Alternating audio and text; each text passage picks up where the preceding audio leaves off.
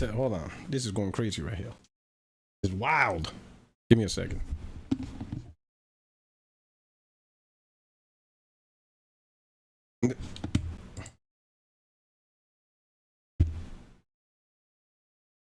What in tarnations?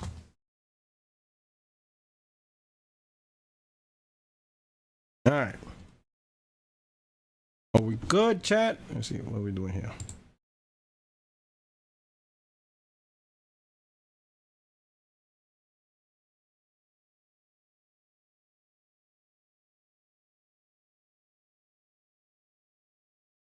Testing. What's up?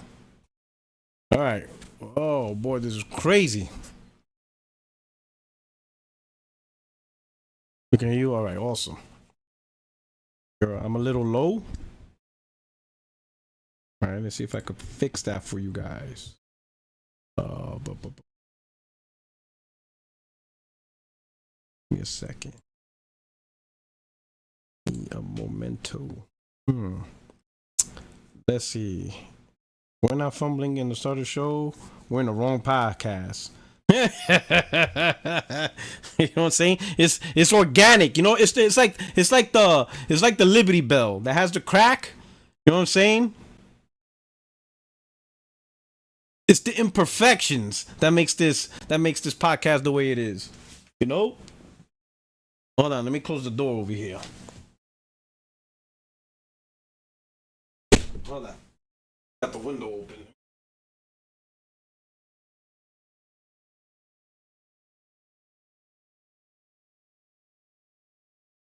It's the little imperfections. All right.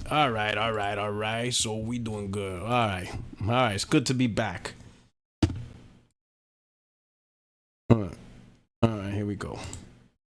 I'm gonna say what's up, my friends, my family, my fellow gamers. Oh, absolutely. Hold on. Your wish is my command. Here we go. Hold on.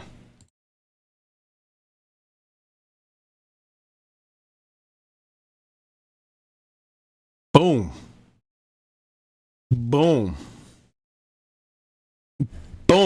There you go, my brother. All right.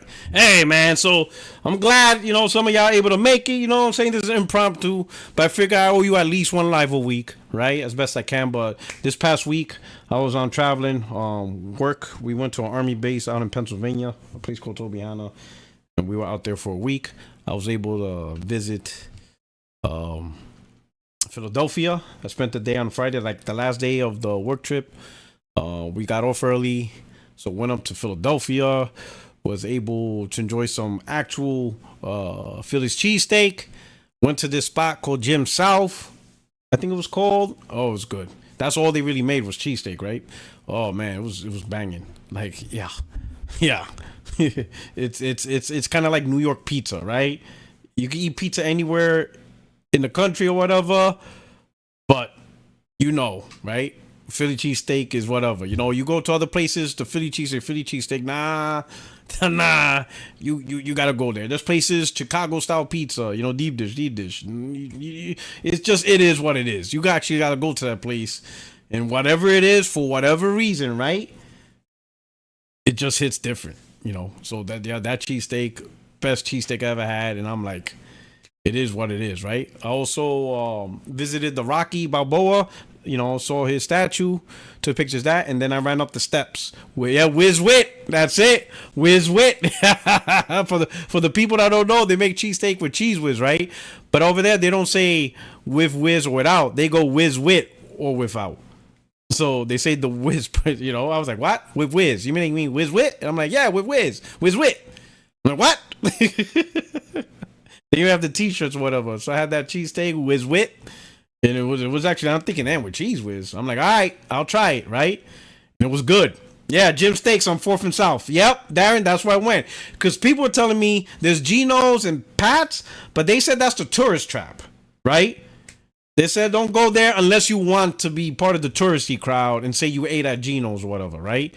Because apparently I guess Geno's was the first one to use whiz with, and Pat's was the first one to make the cheesesteak, so they have the legacy.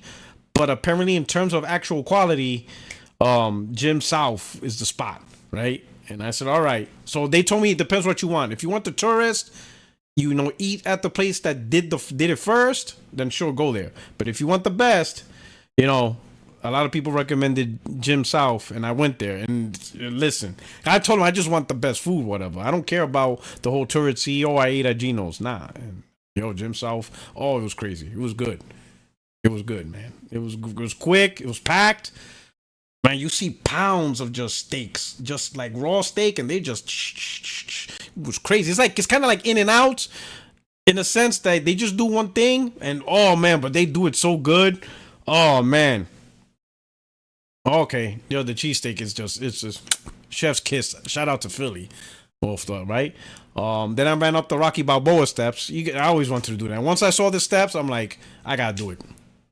I looked around, I'm doing it. So, I have my friends there. I'm like, you got to record it. I might put it up on Twitter. I got the video, but I'm like, I'm doing this. They're like, you running up the steps? Oh, I'm most indeed running up the steps. You lucky I didn't bring my running shoes because I would have ran the whole route up to the steps. I was ready. To do the whole thing. I was ready to do the Rocky run, right? But I didn't bring running shoes with me, right? I had, PT shoes, but not running shoes. But if I would have known better, oh man, I would have done it. But anyway, I ran up the steps, stood by the statue and stuff. It was pretty cool. What's funny is where we had the work trip was near the army base in Tobyhanna. About 30 minutes away is a city called Scranton. And apparently, I guess that's the inspiration for The Office. So we went to this seafood restaurant, which is like inspired by The Office, whatever. There was all this office memorabilia, and I was like, oh shit, whatever. The Dundee Award or all this weird stuff. So, saw that for a little bit and stuff, right? And that's it. So that was my thing. So that's why I was gone for the week, right? Most work related trip, right? But I'm here, I'm back. Still, on Twitter doing my thing, but here chilling with you guys. Ready to chop it up real quick. Giants won today, so I'm in a good mood. I'm in a real good mood. Granted, it was the Browns, but hey, a win's a win. Yo, a win's a win. I'm taking if they get it, I'm taking it. Right? I don't care who it is. I don't care if the team suck. A win's a win. I'm taking that win. Just a win on the notch. You beggars can't be choosers. So I'm in a happy mood and stuff like that. My Yankees are doing good. Have to check on to see how they're doing now. But anyway, ultimately, chilling with you guys. Yeah, I truly appreciate you guys rocking now. We'll talk a little bit, won't take up too much of your time. It's a beautiful Sunday, right? Sports, games, all that stuff, right? If you don't mind, hit the like button if you haven't already. For those who did, I truly appreciate it. Hit up the poll, put in your vote. Share this link out if you don't mind. Take a couple of seconds. Let people know. Get people up in here and stuff, right? And we're able to talk at it. But ultimately, I just want to say, I truly appreciate everyone who spends the time, watch the videos, come out, rock out with the live, do what you got to do, say what you got to say, enjoy a good time, talk gaming, talk news, talk all this stuff, right? And we're doing our doing. We're going to do what we do, right? But we're going to start off with this, a lot of PS5 Pro hate, man, a lot of fake outrage. There's just a lot of fake outrage. And I'm going to tell you why. You got to look at the groups that are putting the fake outrage. Group number one, PC gamers that no longer play on consoles. Fake outrage. Fake outrage. You play on PC. You probably spend more money building your PC than you will on paying a $700 Pro. You already made the decision to move on from consoles. So why are you pissed off at the PS5 Pro? Has nothing to do with you. Absolutely nothing to do with you. Right? If you're in the conversation, crying on why other people didn't make the same decision as you. Because maybe they don't want to spend $2,000 on a PC just to play banana. I don't know. Call me crazy. Whatever. Everybody has their choices. So that's fake group number one. Fake group number two, Xbox gamers. They should be fake group number one. Because you guys are playing on a platform that's just dog shit. In fact, you guys made your Xbox Series X sound like it's the PS5 Pro. Y'all put that shit on the highest tip of scales of technical performance than even the most beast PCs ever. You guys, right from the get-go, were talking about native 4K 60 with ray tracing. That 60 frames is the minimum. Optimized games, 120. Y'all really overdid it with that Xbox bullshit. Full RDNA 2.0, all this bullshit. All this shit y'all crying. Only for now, y'all worried about if even your own first party, right? Even your own developers can even get 60 frames out of the games they're making. That shit is wild. So you guys, yeah, shut up. I ain't trying to hear y'all bullshit. That's number 2. Number 3. I hate to call my own peoples out, but some of you PlayStation gamers, y'all out here crying and you were never going to buy the Pro. Stop lying. You were never going to buy the Pro regardless of the price. Look at the PS4 Pro. Only 15% of the overall sales came from the Pro. 15%. So out of the hundreds of millions, only 15%. And that's $400. So stop it. Right? I can understand if the PS4 Pro sold like 40, 50%. Like half of the console sales was the Pro. Then, got it. Half the fan base are PS4 Pro. You guys are a significant portion of the overall console sales. And part of it was because it was $400. I get it. But most of y'all didn't buy it. So why y'all crying about? Y'all 15%. Stop crying. It's fake rage. It's absolutely fake rage, right? So really, who's really the big group? The big group who wants an honest, powerful console, right? So really, the $700 price point really comes down to one thing. Do you feel the performance that the PS5 Pro brings is worth $700? That's really the only metric, the only thing.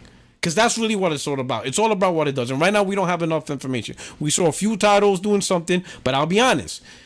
If you are skeptical and saying, so far from what I'm seeing, it's not worth $700 from a performance, whatever, I'm not seeing much, that's a more reasonable assessment, right?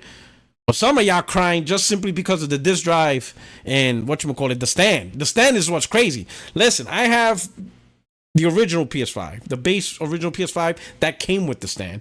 I don't even use it. I don't. Like, I haven't used it in months. Like, after I did my first cleaning, and like usually when I go on work trips, I take my PS5, but in order to fit it in the suitcase, I have to disassemble the thing. After I did that the first time, I stopped using it. I don't use this thing. This is the original. I don't use it. The PS5 is standing fine without it. I clean my PS5 maybe like once a month just to make sure there's no dust in it. I keep it clean and I travel with it. I just got tired of taking this off and putting it back on. I'm like, for what? I could maybe understand if I did it horizontal, but I don't put it horizontal. I stand. You don't believe me? Try it. If you have a PS5, remove it, stand it on the shelf. And you're going to be like, yeah, it works, Now, maybe if you had kids, dogs, and it could bump, maybe you live in a place with an earthquake or whatever that could shake the place off, but I ain't got no little kids or pets running around here. It's perfectly fine. I haven't yet to have an issue. Stand it up, forget about it. Like they say in Brooklyn, the Italians in Brooklyn, forget about it. That's it, forget about it. You don't need no damn stand, right? Now, the only legit complaint is probably you have to pay extra for the hard drive if you have physical games. A lot of PlayStation gamers, they bought the all digital. They're not worried about a disc. So that doesn't apply to them. And for those that do apply to disc, you have to ask yourself, do you really want that extra $80 to go into the build of the console, which could have potentially made the console weaker? Maybe instead of a 45% GPU, they probably would have said 25 or 30% GPU performance. Maybe less bandwidth, maybe less terabyte storage space, whatever. Something. There has to be a concession somewhere. I prefer it this way. Put the $700 more towards the hardware. Don't worry about the ancillary stuff. I could take care of that. Because you can do the ancillary stuff yourself. You can buy the hard drive yourself, but you can't buy more performance yourself. It's just not a PC.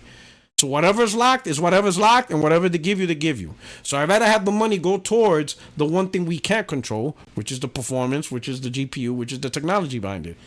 Let them put the money towards the technology. I'll handle all the little bullshit on the side. It's just how it is. And I'm a digital guy, right? I'm also a disc guy. I got disc games. I already bought the thing, and I got it for $10 though. You know what I'm saying? I'm just saying. I bought it for $10. I got it brand new. But hey, it is what it is. Even if I was prepared to pay the $80. It just so happens I got a good deal. But the point is, I'd rather just get paid the $80 on my own, but let that $80 that they save from adding a hard drive, put it towards the hardware. Make the hardware beefier. Hell, I'm going to be honest. If that extra, whatever extra cost they did to add 2 terabytes, if that extra cost would have went towards, let's say, the CPU, or bumped up the GPU from 45% better to, let's say, 65% or 60% better, I would have told them stick to 1 terabyte. I can add more memory myself. Beef up the console as much as you can within the budget constraint. Don't put it towards shit that we can resolve ourselves. I can add more memory to myself. I can add the hard drive to myself. Don't worry about that nonsense. Put it towards the stuff that we can't control because it's not a PC. You see what I'm saying? I would have been good with that. But whatever, right? But this is why I call the bullshit, right? So of course, you know me, I'm like, all right, let me set my trap. Let me set my mouse trap, right? It starts with this guy. My man says, not sure if I'm stupid enough to drop $700 or 700 euros, whatever, on a console. All right. He thinks it's a ripoff. He thinks it's stupid. But under the same breath, my man, he is hyped. He says, less than a month and it'll be here. I can't wait. The date of this tweet is on September 19th. 9 days prior, right? So the 10th of September, he thinks it's stupid. Paying $700 for a PS5 Pro. 9 days later, he can't wait to get the 2 terabyte Xbox, which he paid $600 for. 600 euros or whatever. Now listen, I don't care what y'all buy. Buy what y'all buy, right? It is whatever. You know what I'm saying? I don't know how much it is in pounds or whatever, or euros, whatever. But buy what you buy. But when you're trying to say buying a PS5 Pro is stupid, but you are hyped on the Xbox Series X, I'm like, oh, hell nah. We're not doing that. We're not doing that. We're not doing that. Right? Like, bro, you're not getting anything extra for the $600 other than storage space, which, again, you could have done yourself. But I'm like, you know what? I'm going to use this. Because it's not just about him. It's about, there's a lot of people with this stupid mentality. And I know there was. So I said, you know what? I'm going to make a tweet about this. I want to see how many people defend this stupidity. And guess what? Boom. Sure as hell, people defended it, right? So let's go to the comment section. Of course, you got guys right here defending it, right? It is what it is. He's gonna die. He's gonna sink with the ship until the last part. But look at the first one. This is the most common one right here. Nicolaos, Xbox Series X has a disk drive in it. So he's defending the post as a disk drive. Well, sorry, homeboy. The regular Series X has a drive in it and it's $479. So why are we paying $600? Why even create a $600 one? The Series X got a disk drive. You don't need to pay extra money for a disk drive. You see what I'm saying? Another one, Dollar Store Monkey. Is the Xbox not cheaper, has a disk drive, and can play 360 games? Well, I'm telling them. If all you care about is a disk drive in BC, then why was that Xbox created? You already have that for $479. The Xbox $600 is the same performance. It's not doing anything. You already got that. If all you care about is a drive and backwards compatibility and all this shit, the Xbox is already, and we already know you don't even really give a shit about that because the Xbox Series X is selling like shit. It's not even selling well. Hell, that thing was down to $350 last Christmas. No one, it sold like shit. So no one really cares about a drive in the Xbox. In fact, the one Xbox that sold the most is doing without the drive. The Series S. That's the majority of Xbox console owners. The Series S. Okay? Let me see right here. You know what I'm saying? Here you go. Well, it wasn't $700. And I reply, yeah. For $100 more, a more powerful machine. I mean, I guess people think more powerful technology is free. It's crazy. You know what I'm saying? Here you go. Once again, stupid complaint. The Series X actually has a base and disk drive. And again, for $479, you get a base and disk drive. You don't need to pay $600 for a base and disk drive. You see how stupid it is? Right? Even this guy. Look at this one. He said false equivalency. No disk drive versus disk drive included. Xbox also doesn't need a $30 stand. So take that $700 and inflate it by another $200. Well, one, the stand is $30 and the disk drive is $80. I don't know what math you have, but that's $110. But anyway, and you almost have a $1,000 to make it similar. Well, even if you did add another 200, 700 plus 200 is 900. Man, this math is suck. This dude's math is garbage. Garbage. Garbage. And this is the people y'all want to listen to? Y'all really want to listen to dudes that don't have basic math? Okay. It's okay if you want to buy it. Well, I know it's okay. Just don't make up an argument with all the facts. Oh, not all the facts. Bro, you don't even know math, let alone facts. Math. Start with that. Start with numbers. 700 plus 200 is not almost 1,000. You're like $100 off. And you added extra money out of the blue. The hard drive's $80, the stand is $30. And you don't need the stand. So you just added that just to add it. But let me educate your punk ass. Like I said to him, I told him it's not false equivalency. The $600 Xbox Series S does nothing. Absolutely nothing over the $479 Xbox Series S. The best you got is an extra terabyte of storage, which isn't needed because you can add more storage yourself via expansion port. The stand is not mandatory for PS5. Again, I just showed you. I don't even use the one that came with the console. PS5 Pro actually justifies the price because it actually has something that the base PS5 does not, which is more powerful technology. But he's here defending a $600 useless Xbox that does nothing over what already exists, but have issues with the Pro that will provide a better experience for games in console. Crazy. That 600. See, the key was this. If you Xbox nut huggers, all you had to do was just simply say, yes, both suck. And some people did, to be fair. Some people said both of them shit suck. And that's the right answer. If you have an issue with the Pro, then you also have an issue with the $600 Xbox. Both are an issue. But to justify the $600 Xbox, you lose. By trying to justify the $600 Xbox, you automatically validated the Pro automatically. And I'm going to go through. Here's another one. The Xbox has a disk drive, so that's complicated and fake to you. Oh my God. Once again, boy, they really love this disk drive. That's the shit right now. You know, this shit is crazy. That this has a disk drive. So what's the $600 for? It's crazy. Look at another one. Oh, what's fake about this? PS5 Pro, 700, pounds, whatever.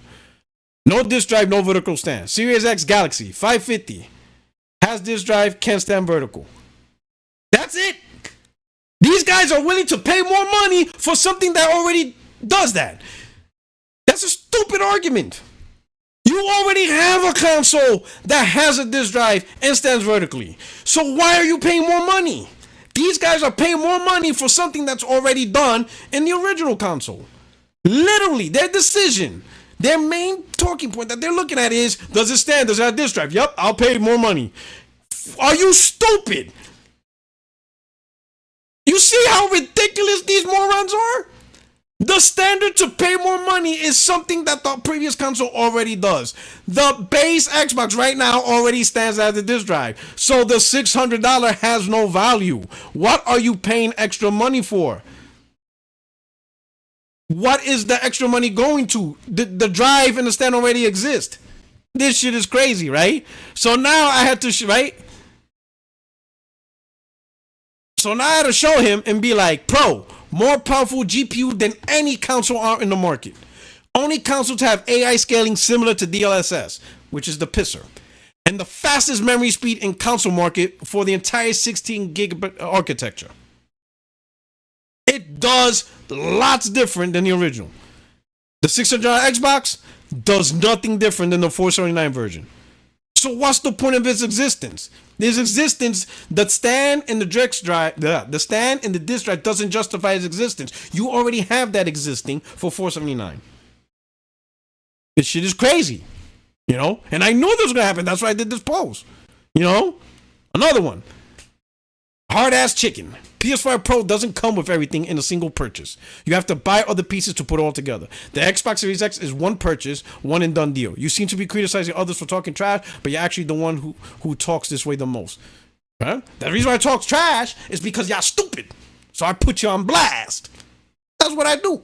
Because y'all don't make sense. Once again, it's an all-in-one box. Moron, you already have that for $479. The $600 Xbox is pointless. It does nothing more than what you already have in an all-in-one box for $479. PS5 Pro owners will have the best console experience going forward this gen. They're justifying a $600 box for things that's already available right now for $479.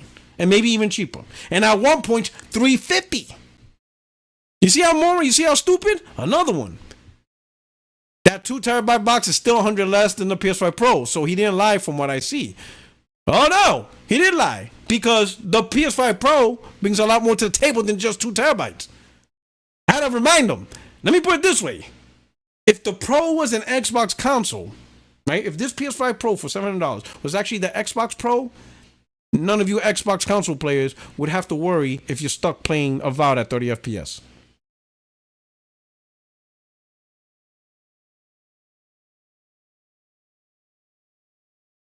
You gonna say something? Oh, no, I forgot. Y'all don't even play on your Xbox Series X no more. Y'all became refugees for PC. Y'all seeking asylum over there. Y'all left. Stop lying. You guys don't even play on your Xbox Series X no more. Y'all bought an Xbox Series X and you left that shit. You handed it off to your kids. You know what I'm saying? Or whatever.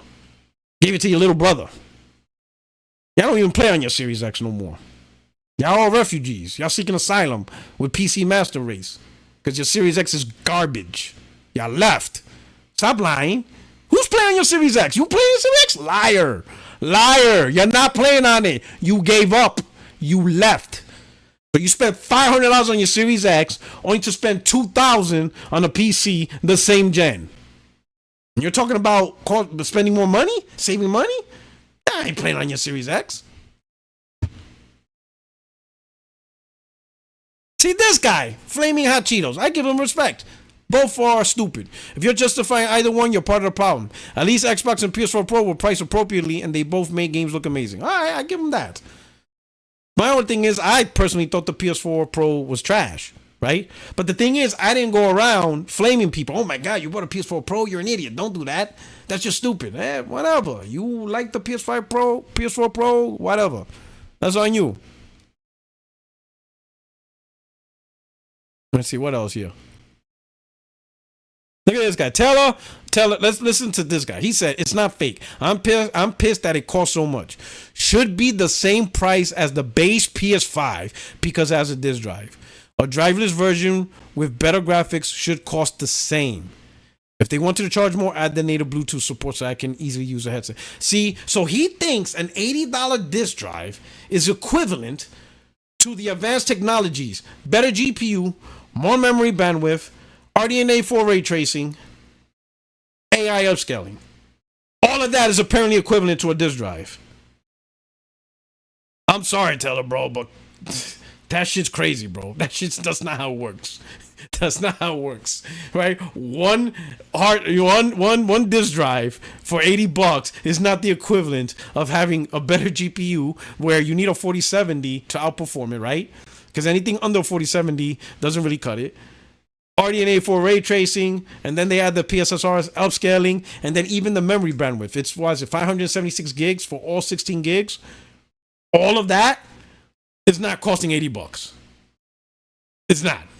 Let's just stop. Let's just be lucky they were able to fit it in the $700. Like, this is crazy. It's crazy, bro. Look at this one. No, the PS5 Pro is valid, but special editions are treated differently because they are more valuable in the long run. A lot of people who get this aren't going to open it and most likely sell it later down the road. Bro, ain't nobody buying Xbox, Giovanni. What are you talking about? You think Xbox is valuable because it has sparkles? Bedazzled? Xbox is now valuable because you bedazzled it. Look at this shit. Let me remind you what we're looking at here. Look at this. So they put a bunch of dots to make it look like a galaxy, and people are going to buy that. It's going to be a collector's item in a few years.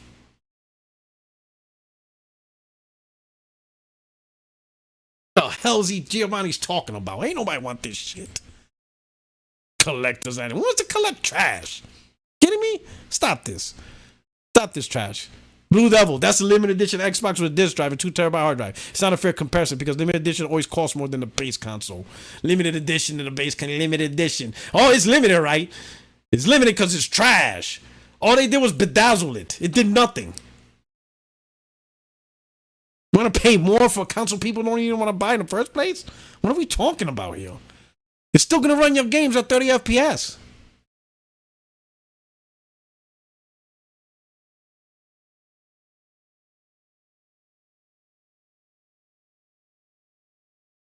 Yeah, I give this Carib, right? I don't know how to pronounce the last part. Bacchanal, whatever. Says, I'm not a fan of Pro for the simple reason they haven't shown us anything that would make it a must buy. I will say that. They need to show more. A lot of people are not fully convinced on what they've shown so far. Look at this fuck nut. Xbox is clearly a better deal since 2015. Yo, there's some serious mental illness in this goddamn community, bro.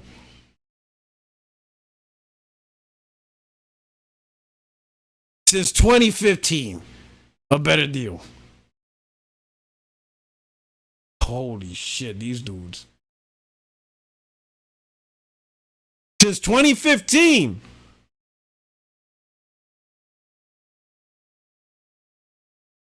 this community's cooked, bro. Xbox gamers are cooked, bro. These dudes are cooked. That community is cooked, bro. For real. This is the next one. PS5 Pro is more expensive, has no disc drive, and a vertical stand. Xbox has a disc drive and built-in stand for 100 less. I think that speaks for itself. Jesus Christ, bro. Like, does anybody... It's like literally Xbox guys are just concerned about a disc drive and a stand. Yo, it's crazy how these dudes went from full RDNA 2 to now they don't even understand or even look at technology anymore. Because that's all they're looking at. Another one. Notice how the Xbox is $100 cheaper and actually has a disc drive. Notice how it's considerably weaker and does not have the technologies the PS5 Pro have. Like, bro, apparently a mid-gen refresh is all about reselling disc drives and stands. That's apparently what the mid-gen refresh is all about. This shit is wild, bro. They're all crying on accessories. It's all crying. This is why I say it's fake. All this outrage is fake. Because I'm going to add another group. Besides the group I already mentioned, you also have the group of idiots. So who's left, really? You know what I'm saying? You know, at least this guy gets it, Mr. Gloop. The PS5 Pro is not worth $700. But to also be a hypocrite like this is so cringe. I respect that. Both don't make sense. But there's no way you're defending the Xbox. No way. And I know this is going to happen because they're full of shit.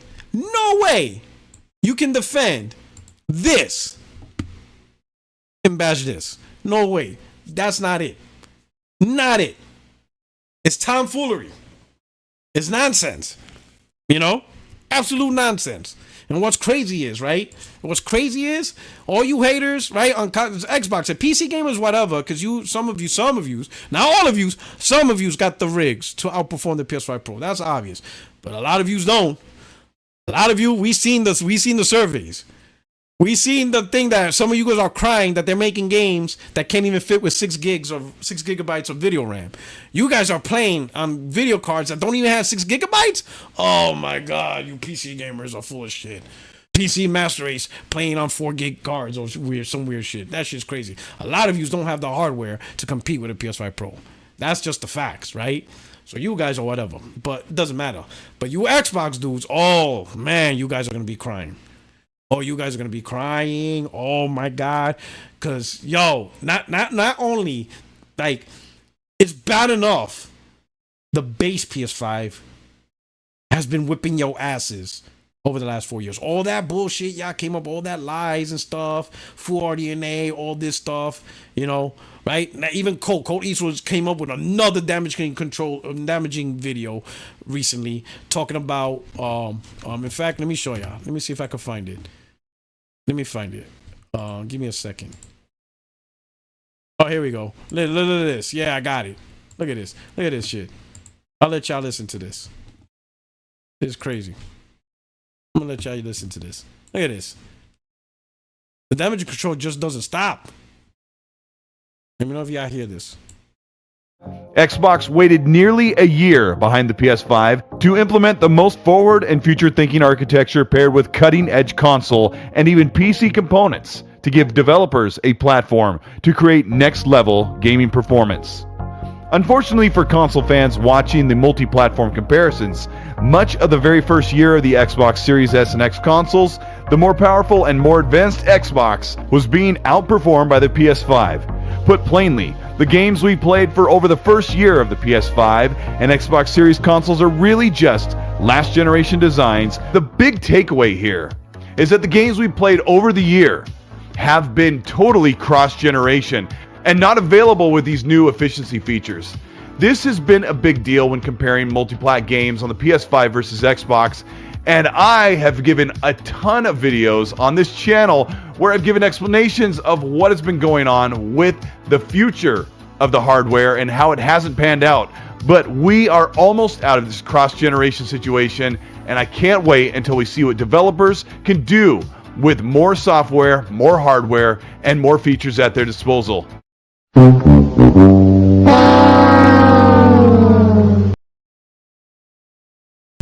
This guy, bro, like I don't get it, bro. This guy talks so much bullshit that is unbelievable, bro. This shit is wild. Like I don't get it, bro. Honestly, this shit is wild, bro. I don't get it, bro. Like, do you not see your own first party? Do you not see Microsoft developers themselves? You're about to get Avowed at 30 FPS. Here's the crazy part. They changed the graphical, look, of Avowed. They went with the cartoony Sea of Thieves looking thing because that's, not as demanding as the realistic original showing of Avowed. And even then, you guys might get locked 30 at launch. That has nothing to do with cross-gen. The excuses. Yeah, they even, they called it Juicy 30. I never heard anybody say, oh, this game is going to run at a juicy 30 FPS. I never heard of no shit like that. Now, I never heard 30 FPS described as juicy. Running at a juicy 30 FPS. I never heard no shit like that before in my life. I never heard of no this. So juicy, bro. Juicy 30. I can't, bro. I can't with this fucking group, bro. I can't. And now they're bringing up cross-gen. This shit ain't cross-gen. Redfall wasn't cross-gen. Juicy 30 FPS. This shit is crazy. The game is first person. They saying 30 FPS is not necessary in the first person. Oh, shit, bro. I can't. These guys, so much. Oh, my God. I don't know what to say no more, bro. You know what I'm saying? The crazy, let me put it this way. If you guys would have had a Pro, you wouldn't be worrying about this. You wouldn't be worrying about juicy 30 FPS. You would have been talking shit about spicy 60 FPS. It's spicy. But instead, you got to settle for juicy. Like, this shit's wild. This is crazy. Well, guess what? PlayStation gamers, right? Right?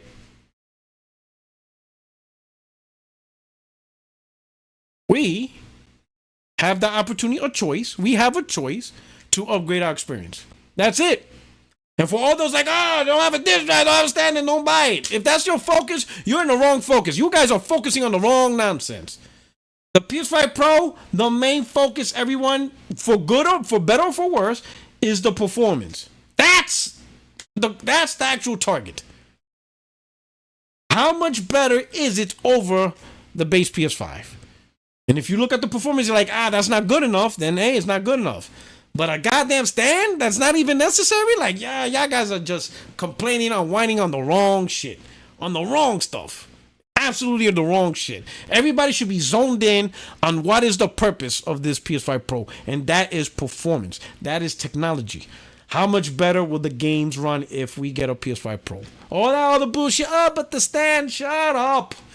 Your PS5 already stands, so why you want to buy another PS5 that stands? If that's all you're concerned about is a PS5 and a disc, you got it already. Don't worry about it. Everybody's completely focusing on the main thing that it brings to the table. You want a PS5 with a disc and it stands, you already have it. Just stand that shit up and be happy, right? I ain't paying more money worrying about a stand. I want performance. That's the reason why I didn't buy the PS4 Pro. Didn't do it, and it was $400. But even at $400, I was like, this is worthless. This is not a jump for me. Don't care about that. The crazy part is in the beginning of Gem, everybody was crying over the stand. Half of y'all don't even know how to use a screwdriver. Crazy. Hit the like button. Oh, let me do some super chats right here. Thank you so much for rocking out. Let's do some super chats here. First, we got Charles Hawk. Thank you for the super chat. He says, my 68-year-old mother-in-law just picked up a PS5 with Astrobot and Farm Simulator. She asked my sons to show her how to play. Love to see. Oh, shit. You know, the mother-in-law is ready to play. She's a pony. That's what I'm talking about. Keep recruiting. We accept all ages over here. We don't discriminate. You know, 18 to 80. Blind, crippled, and crazy. Let's go.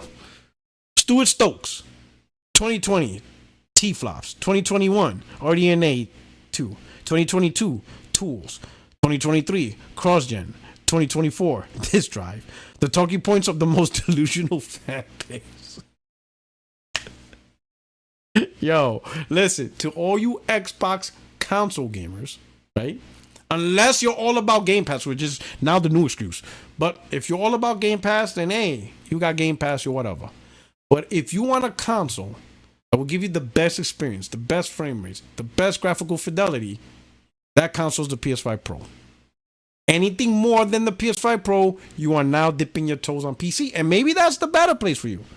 I mean, half of y'all are refugees anyway. Y'all realize that. You got your Game Pass, you got the best versions of the Microsoft, first-party titles, best versions of third-party titles, free online, all that stuff. So that I understand why y'all seeking asylum over there. But if y'all still in this console shit, Xbox is the worst place to play for consoles. That thing is trash, bro. Punt that shit into the stands, bro. Get rid of that trash. That trash is hurting. All right? Crazy. But let's move on to another topic. Ooh. Game Pass users are about to dip. They're about to say deuces. First, you got, y'all heard they shut down the Xbox Ambassador program, right? They shut that shit down. Then I got the 15 years of blah, blah, blah, great service. We have to shut it down. Yeah, because services are no longer rendered. Services are no longer rendered. Microsoft's going third party. So they don't need ambassadors. They shut that bullshit down. They don't need y'all to cap to try to convince people to buy consoles. You sucked at it anyway. None of y'all convince people to buy consoles. Y'all suck. Y'all garbage. Hell, y'all barely played on the console anyway, and y'all the ambassadors. Y'all garbage. Garbage ass ambassador program. And now, in the Discords, the ambassadors are complaining. Not because the program is shutting down, but because there was a benefit to it. They got access to Game Pass codes for free. So these dudes convincing people, oh, Game Pass is great, Game Pass is great. As ambassadors, they weren't even paying for it. So they're convincing other people saying it's worth the money when they weren't paying for it themselves. And now that they got to pay for it themselves, that Discord chat was hilarious. Some of them are saying that they're just not going to sign for it. The ambassadors, Xbox ambassadors, not subscribing to Game Pass. They only had it because it was free. But now that they got to pay for it, now that they got to put their money where their mouth is, they're not doubling down. Frauds. That community is the most biggest fraud community I have ever seen in gaming. Bro, that is just straight fraudulent. At least Nintendo, them dudes put their money where their mouth is. They have no problem buying a $60 Zelda game that's 3 years old or whatever. They don't give a shit. These Xbox dudes, they're literally telling you to do stuff they won't do themselves. Frauds. The best deal in gaming. Oh, hey, you got to pay for it right now. Oh, yeah, I ain't doing that. Yeah, me? You expect me to actually pay for Game Pass? Oh, no. Sorry. Not doing it. Frauds, bro. Most fraudulent community I've ever seen. You got dudes podcasts still hyping the console, but none of them actually play on it. They play on PC. So on the console, on the podcast, oh yeah, the Xbox console is great, whatever. But as soon as that podcast is over, they jump on PC. Frauds. The fraudulency in that community is disgusting. They created a culture of fraudulence in the Xbox community. That Xbox community is just frauds. Through and through. Crazy. And now this adds to it. Xbox Game Pass users threatened to cancel their subscription. Worst month in the history of Game Pass. Oh, you got here. It says some Xbox Game Pass subscribers on Xbox One, Series S, and then Series X are threatening to cancel their subscription service after what they deem to be the worst month in the history of Game Pass.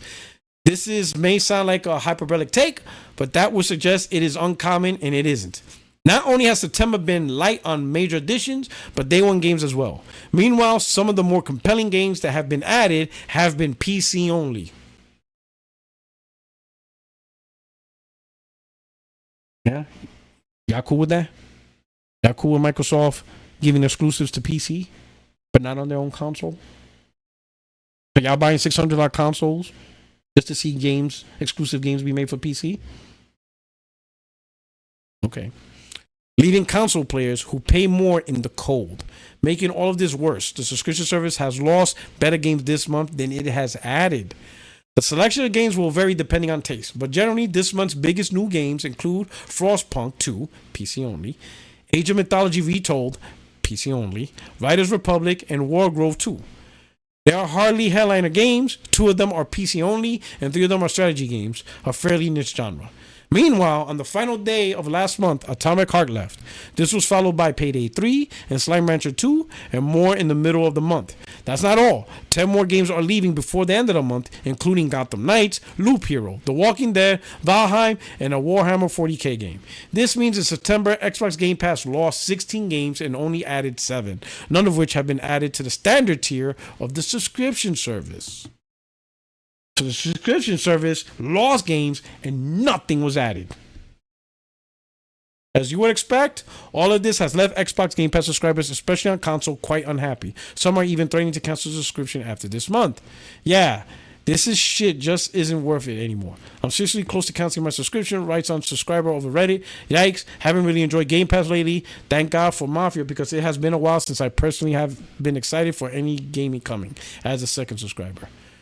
But their subscriber adds worst month in the history of Game Pass. I didn't care in the slightest for any of those titles, and even if I did, what's with all these strategy RTS games? Like this month had zero variety, and they have been sitting on the Activision Blizzard stash far too long. Of course, it was worth noting that Tokyo Game Show is set to go down later this month between September 26th and 29th. It's possible there will be some surprise additions during the show. If there isn't, Game Pass, Xbox Game Pass may lose subscribers. So Xbox is relying on Tokyo Game Show. Tokyo. We relying on Japan, where the console selling the absolute worst. That's what's gonna save Xbox Game Pass. Tokyo Game Show. Oh my god. Oh my god. Oh my god. Oh my god. Yo, this is crazy. You know, this is the problem. Shout out to Gord OP23. He said smash that like button. Please do. Listen, this is the problem. Microsoft got it all wrong. See, Game Pass, Sony did it the right way. They added their Game Pass like, stuff, even though, they already had like a subscription service. You could play a lot of games. But anyway, Sony didn't put PSN Extra and Premium at the forefront of their strategy. It's an additional optional way to enjoy PlayStation gaming. If you want to have access to more games that are available on PlayStation at a monthly cost, here you go. Right? But that wasn't at the forefront of the strategy. That's just additional stuff. Microsoft put Game Pass at the forefront above all else, and it bit them in the ass. Apparently, Microsoft's spending billions just trying to get third-party games day and date on that one. And they're on a tight budget. They're hurting. I mean, Activision just laid off even more people recently. Like, how many more people are they going to let go from ABK? How many more? Like, let me put that up. More, like, it's ridiculous. How many more ABK layoffs can they be? Can they possibly be?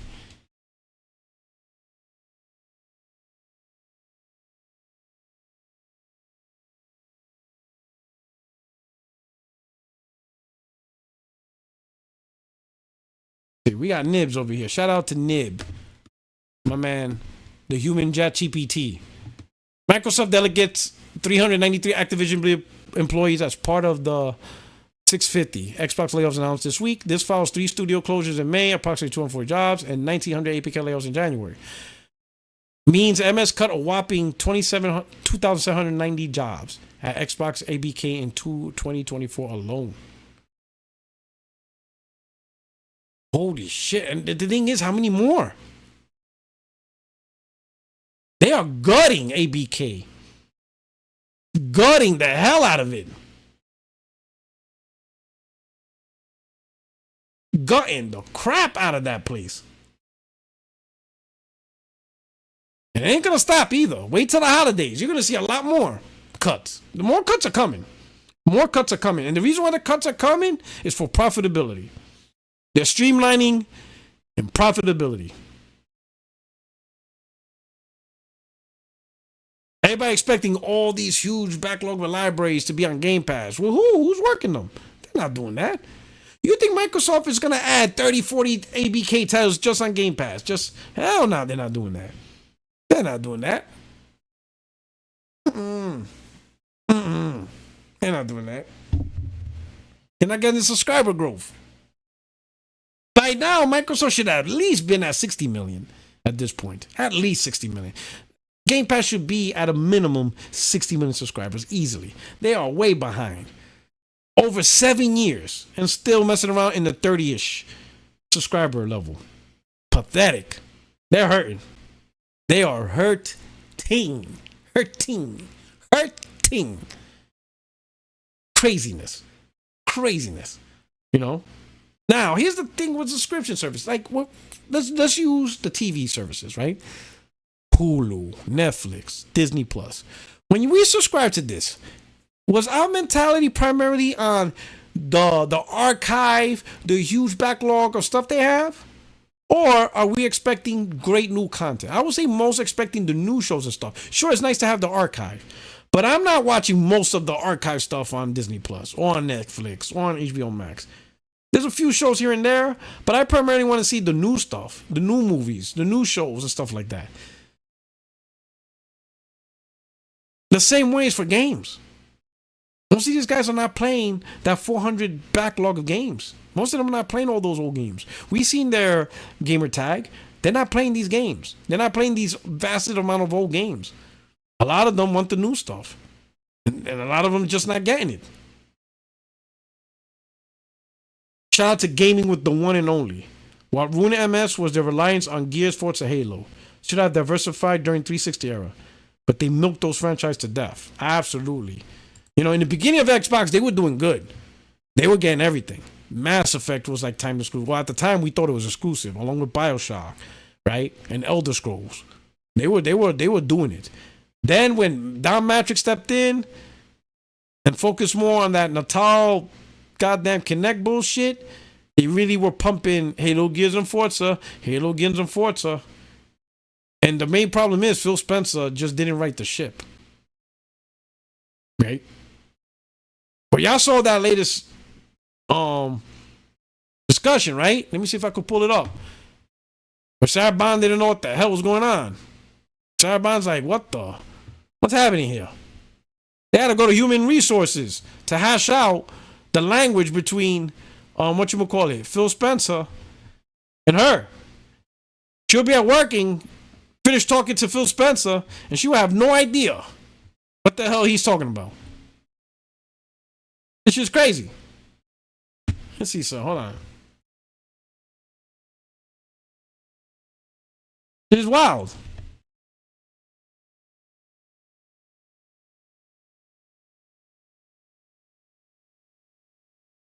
Let me see. Hold on, let me look for it.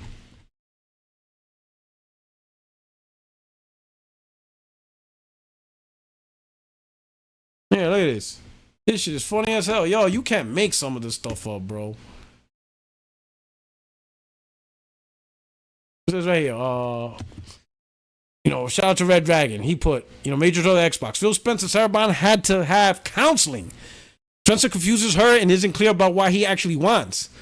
Xbox currently operating under a challenging set of revenue and profit goals. All these executives are so fake and calculating. They had to have a meeting about what games she would say she liked in order to try to gain trust from gamers. A couple of funny bits from the article. Jess Gordon is referred to as an Xbox blogger, and Dustin Legary is referred to as an Xbox strategist. That shit is wild. Let's read some of this.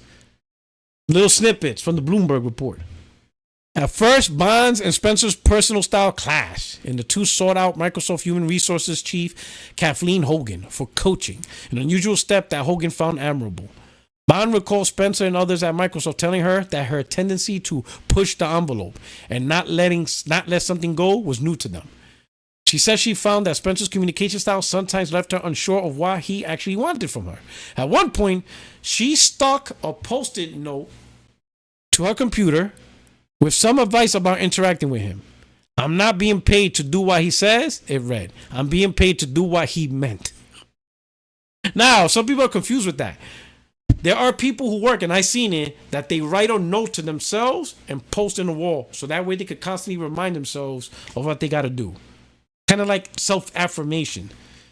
So she had to write a post in herself for herself as advice and saying, so she could look, hey, you're not being paid to do what he says, you're being paid to do what he meant. That is wild. Questions of chemistry aside, there was bound to be tension surrounding Bond's role at Xbox. Spencer had hired her, after all, to force his operation to take the uncomfortable step of moving beyond devices it existed to promote. For the last 2 or 3 Xbox generations, we've been selling consoles to the same 200 million global household. Well, at least you tried. He says, I'm happy to do that, but it's not really growing the business. Yeah, because you're not reaching that 200. The highest was 80 million, and you've been downtrending since then. Let's see another snippet. In theory, buying Activision with its popular titles across Xbox, PlayStation, PC, and phones helps Microsoft on all these fronts. But if Bond is going to pull off this transformation, she's going to have to navigate her division through some pain first. Microsoft has already cut more than 2,650 games jobs this year, with a quarter of the cuts announced in mid-September. These are part of the industry-wide job losses totaling 11,500. Its gaming unit is operating under a challenging set of revenue and profit goals, according to people familiar with Xbox business who declined to be named while discussing private financial matters. Listen, Xbox needs PlayStation because PlayStation is their way to make money in the console market. There's multiple markets in gaming, right? You got the mobile market, which, you know, they got Candy Crush and King Games that handle that. You got the PC market, right? You got the AAA mobile market with Asus, Rogue Ally, and all them stuff. But the console market, where do you make money in the console market? You got to make money there too, and their console's not cutting it. You got to go to the big daddy. You got to go to the one above all, PlayStation.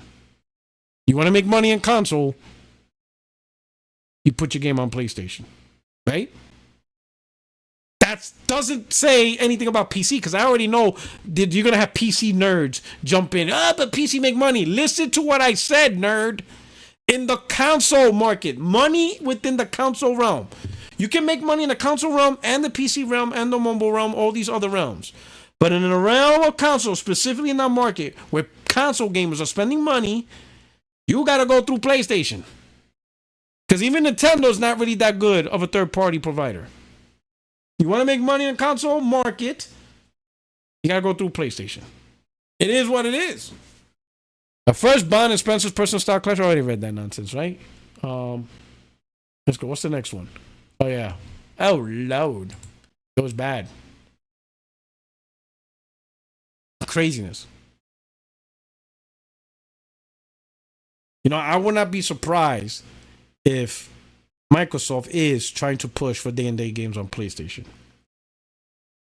Right now, you know, you saw how they are.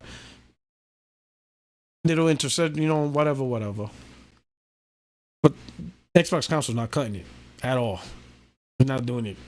It's not doing justice. And it's going to get even worse if people do unsubscribe from Gamepass. If Xbox console gamers unsubscribe from Gamepass, oh my God.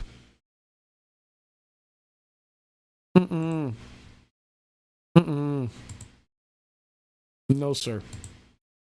No, sir. Hit that like button. Now let's talk about one more topic, right? What is it? Oh, look at this shit right here. So y'all seen that whole debacle with BrokenGamez flagging Fritanga's video, whatever, for misuse, whatever, right? Of course, everybody's jumping the train. They're trying to cancel BrokenGamez. They're trying to train them to, what is it, Quantum? What was that? Quantum Channel? Quantum Gaming? I guess that happened to him. I guess that was between Quantum and Alex. I think it was between them two. Whatever. It was some weird shit, right? False flagging. I guess there's some hidden code where a YouTuber shouldn't be flagging another YouTuber. I don't know, some weird shit, right? So everybody jumping on the train defending, Frit. And I'm like, does anybody not realize how much of a piece of shit he is? Like, bro. I'm like, whatever. I'm not jumping on this train, whatever. And all that stuff. But guess what? I try to tell people that dude's racist. Whoa, he's on overdrive, and people don't want to believe it. They want to keep making excuses. And guess what? His inner racism poured out. He can't even curb check it. That's how these dudes are so mind effed. Can't even curb check it. Even when he's, a lot of us are like, yo, you racist dude. He's like, no, I'm not, no, I'm not, no, I'm not. You would think he would be smart enough to make sure he curb checks his racism. Because he's being, accused of being racist. You know what I'm saying? So, to be a closet racist, you have to stay in the closet. But no, that little inner feeling he gets, he has had to let it out, bro. And that shit just came out. And he just told, BrokenGamez, you deserve racism. Laugh out loud. And then he was like, fuck! I let it out! And he deleted it. Oh, shit.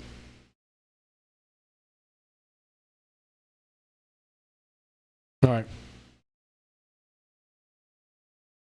Are we good?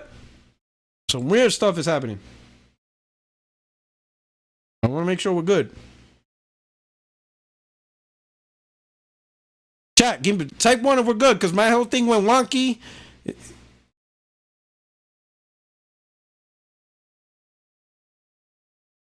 All right. Woo, for a minute. I'm thinking, oh, they got me. They got me, right? Anyway, but listen, man. It's in him, bro. It's in him, bro. He can't let that shit go. Don't let him fool you. It is what it is. I'll move on, man. I'm going to let that go because it is what it is, bro. My man deleted that shit. And the one thing I will say is I'm glad I made that tweet because it exposes the other racist gamers in the community. And that's an easy block. You know what I'm saying? I'm not dealing with these racist ass gamers, man. Disgusting. To me, sexual assaulters, pedophiles, and racists all in the same group. I'm sorry. It is what it is. Disgusting, perverse nastiness, they're all the same. All boxing the same thing. All boxing the same thing. You're all the same. The most perverse, weirdest, disgusting form of human being. It is what it is. Absolute trash. But that's some funny shit right there. That's some crazy shit right there, right? But let me hold on. Let me go back to the next topic. Wait, what is it? Concord. 400 million, bro. Where I have that at? I know I made a tweet about that, right? Give me a second. Where is it at?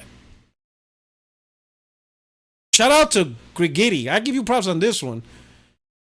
Show him this clip.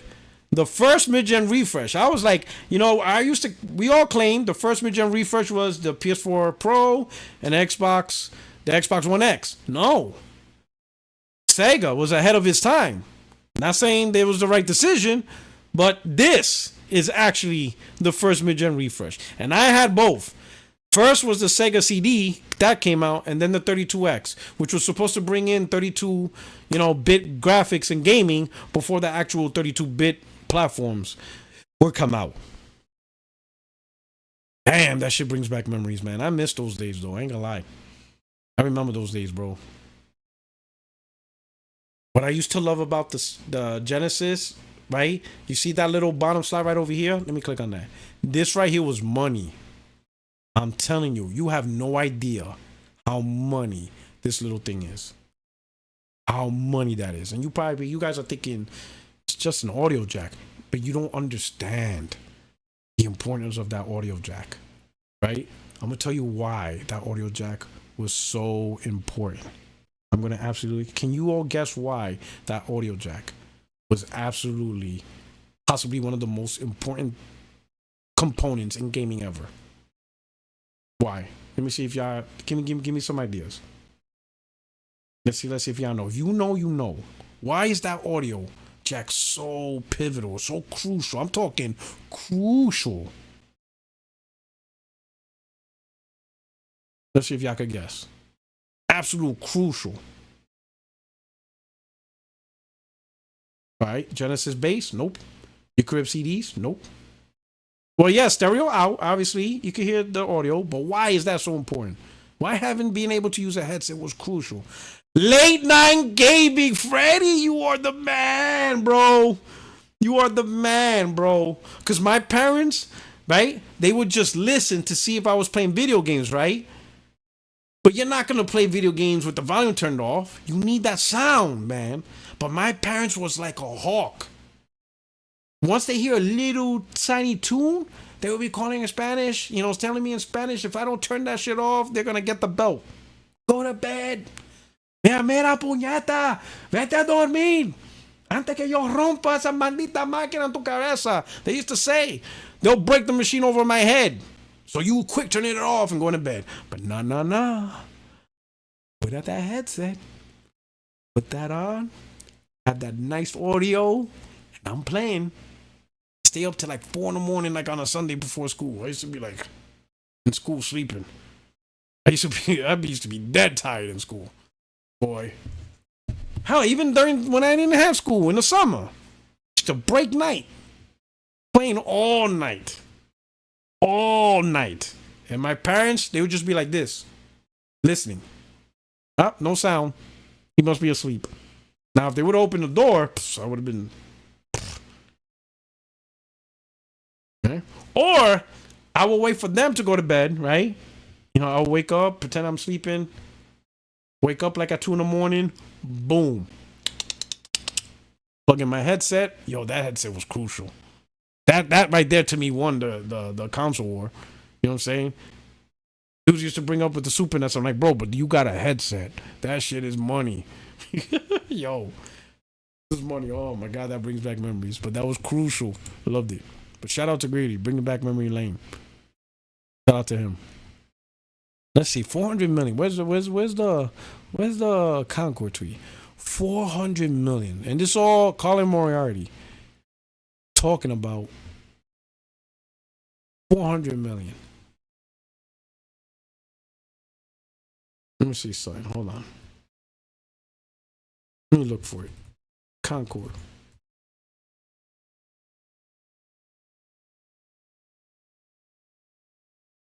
Let's see.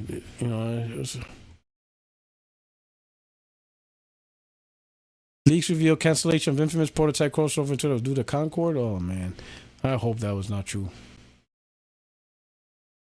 Okay, let's hear what Colin Moriarty has to say. I want to talk about.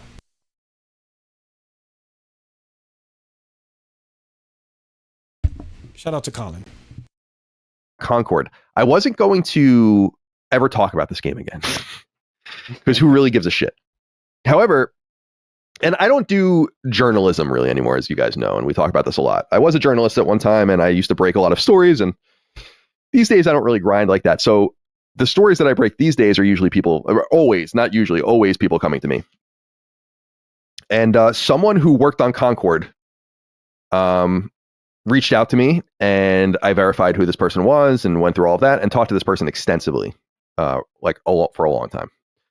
Ooh. And got some, I think, interesting information that I can share about Concord.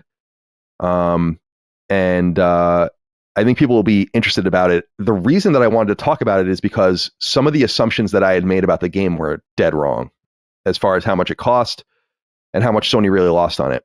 So the big thing that you really need to know here about this is that Concord cost about $400 million to make. Oh my God. And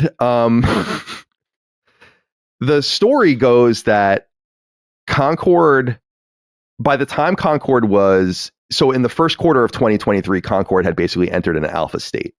This was before Sony had even purchased the team. But Sony had been working with Probably Monsters, and which was the original owner of Firewalk and Firewalk, probably since late 2020, maybe 2021 at the latest, on Concord. The game was in development before that. Up to the point that the game went into alpha state, they had already spent about $200 million on it. And it's unclear how much of that money is from Probably Monsters and the original investors into the game, and how much of that money was from Sony. There's this term in product development, not only with games, but really with everything. You can like manufacture a tchotchke. You guys might have heard of it. It's called minimum viability, or a minimum viable product. Mm-hmm. The idea behind this, or MVP, the idea behind this is that this is like what you're trying to achieve, and it's like once you cross this barrier, you feel comfortable selling it. It's not that it's the best it can be, or that it's what it's going to be by the time you launch it, because there's all sorts of extra stuff you do to it. But like, this is the minimum viability of the product. When the game had already had $200 million spent on it and was basically in an alpha form in Q1 of 2023, from that point until the game launched, Sony spent another $200 million on it. The scuttlebutt behind the scenes about Concord is that the game was in a laughable shape when it was shown, and basically like when the alpha was ready to go, and they were kind of being like, we're ready to kind of get moving towards getting this thing out in the next year or two.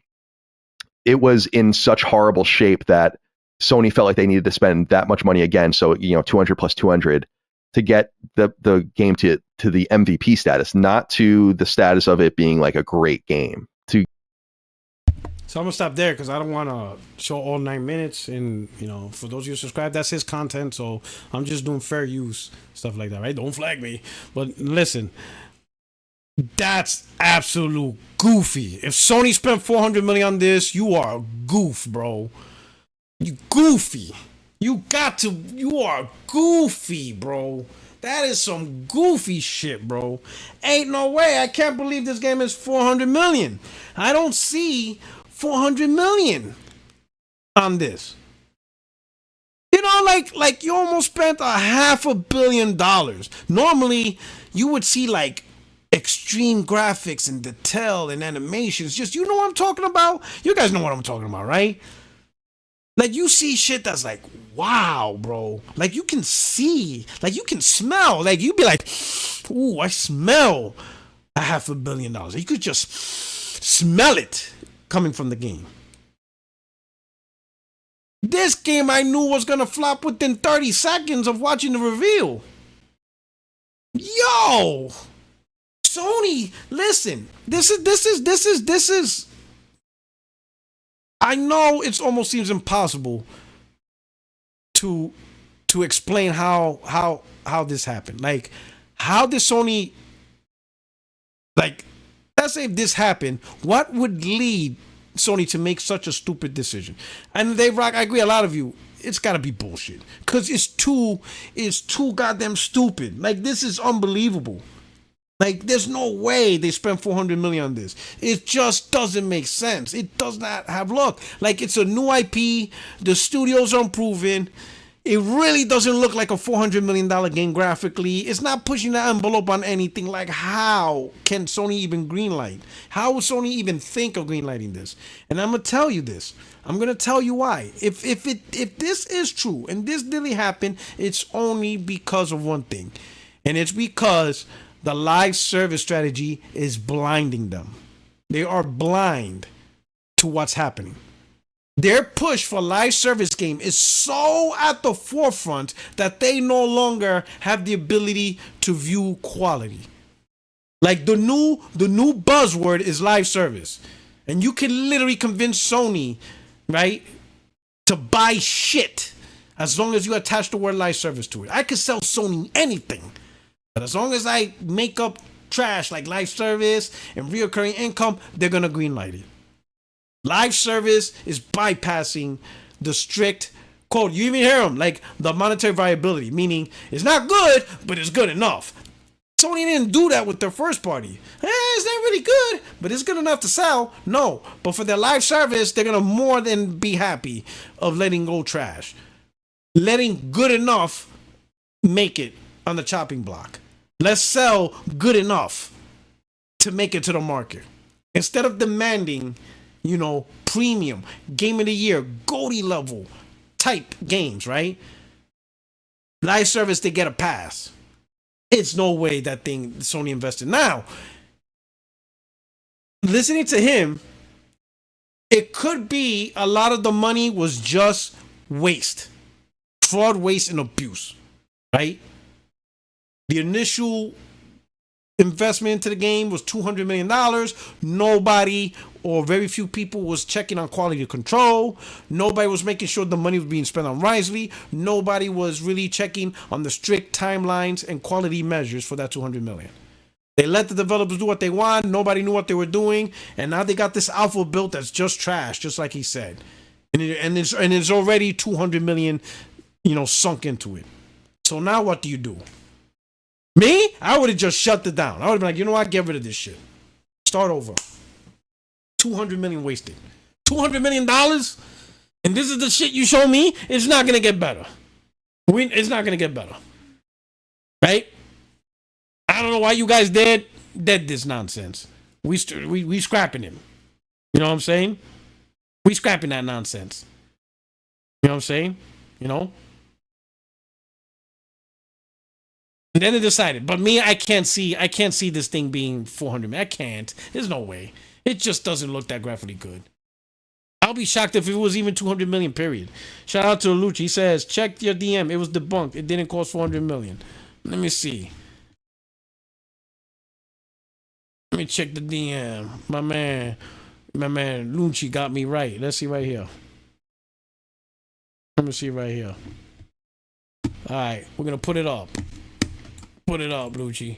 Shout out. He says right here, that was a lie, Cap. You can look at the game and tell it wasn't 400 million. I know, bro. That game, like I said, you can take a whiff of $500 million. A game that costs $500 million. You can be like, right? According to analyst Chris Dring reports that development budget for Concord was $400 million, are the laughing stock of the gaming news industry. Concord didn't even get anything above the line marketing spend. Outsourcing is entirely standard in AAA. The credit names are half the size of Spider-Man 2. Sure, and that game took less than half the time, was a sequel, and cost $300 million. Why is it a stretch that this AAA game that took more than double the time to develop, used brand new assets, and had accelerated final development period cost $100 million more? Because no game has that dev budget. The press reports are the laughing stock of the industry. Concord didn't even get any above the line marketing spend. I mean, Chris Dring is arguing that it's bullshit. I think it's bullshit. 400 million, there's no way that thing costs 400 million, man. But I'm gonna tell you, I kind of wish it cost 400 million though. Am I wrong for saying that? Am I wrong? I kind of wish. I kind of hope it costs 400 million. Call me the bad guy. Call me the bad guy. I'm sorry. You know why? Because that would be a wake-up call. That would be a wake-up call. That would be an absolute wake-up call. Absolute wake-up call. You lose out on 400 million, heads are rolling.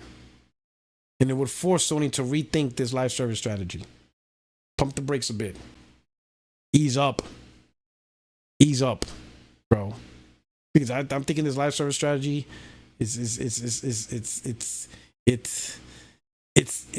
at the forefront of the overall first party strategy, right?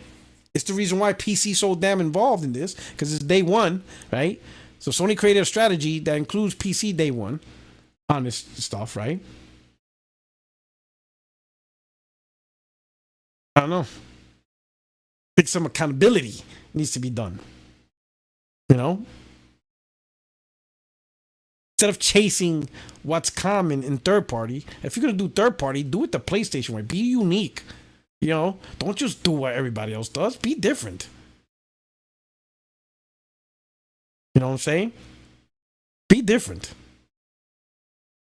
My man Manuel, yeah, you're supposed to be friendly on the YouTube streets. You got to come with the facts. You understand what I'm saying? Well, I didn't say it is 400. I'm just talking about what ifs. And my man Lucci got me, you know.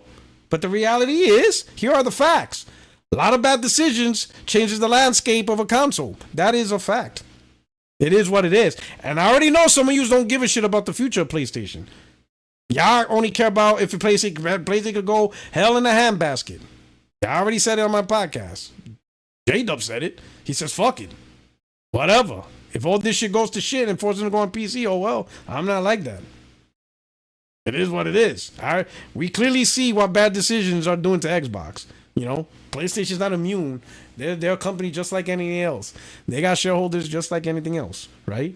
And if shit goes sideways because they made stupid decisions, it is what it is. Nothing lasts forever. Just prepare to sign the asylum paperwork. Get ready to be PC Master Race. Get ready to sign that paperwork. Get ready to sign that paperwork. But let me put it to you this way. Concord's a flop of the most massive kind. Possibly PlayStation's biggest flop in gaming. I don't think even games like Gravity Rush didn't flop this bad. Like first party single player, like, you know what I'm saying? This was bad. Concord was a colossal monumental flop of the biggest kind. It's the first time I've ever seen Sony just completely refund the game and just shut it down. Like within 2 weeks. Completely shut it down. I don't think I've ever seen something that I can't think of anything worse than that. That was bad. Like, I think the Ouya is the only thing. It was probably a worse flop. It's just bad, especially for PlayStation. This Concord shit. Like, think about it. You can't get how much more wiggle room Sony has for flops. Like, how much more wiggle room? The next two games you got are Fair Games and then Marathon. And apparently they're saying Marathon's gonna be $40. A Bungie game for $40? Huh? Huh? Huh? Hmm? Hmm? How much bandwidth does Sony got, does PlayStation have for colossal failures? This is a colossal failure. This is Concord, huge failure. Huge failure. And given the fact that, see, this is the thing. When a single player game fails, right? It's a strategic window of how many sales it ultimately would have got in his lifetime, right? But a failure like Concord is even bigger because the expectation is consistent long-term revenue that just flows for years, month after month, year after year. It's just long-term. It's just a long-term. So when a game like that flops, you're literally, all your projections over the long term is gone. And then when it flops where you refunded the game, you literally all whatever the actual money is, got nothing. In fact, you're like way in the negative, right? Because at least I say for a single player game flops, you got something, right? If you expected a game to sell 3 million, but it sold 1 million, all right, it flopped, but at least you got something out of the 1 million. It's something. This, you didn't get anything. All money was refunded, all of it.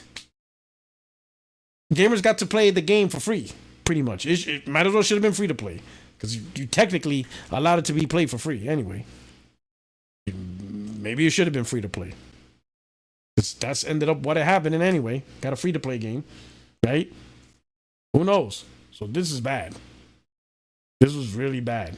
And next game is Fair Games. That's what's next up. Woo! If that game flops. Woo! People talking about these live service games are supposed to help create more single player games. This shit's crushing the budget. So we gotta see. Next up is Fair Games, right? Fair Games comes out first, right? Or is it Marathon? Which game's coming out first? Fair Games or Marathon? Which one's launching first? I don't know. Because I don't think they have. Let me ask the chat.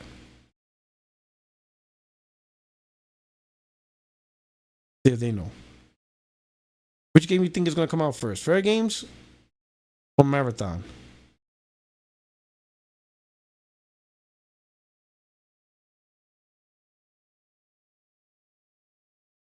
We don't even know, man. We don't fucking know. Fair Games? I think it's Fair Games it is. You know what I'm saying? Fair Games, you know.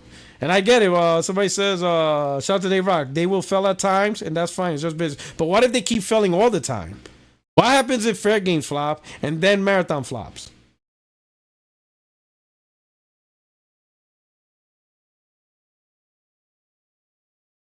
What's left after that? What's there a green light?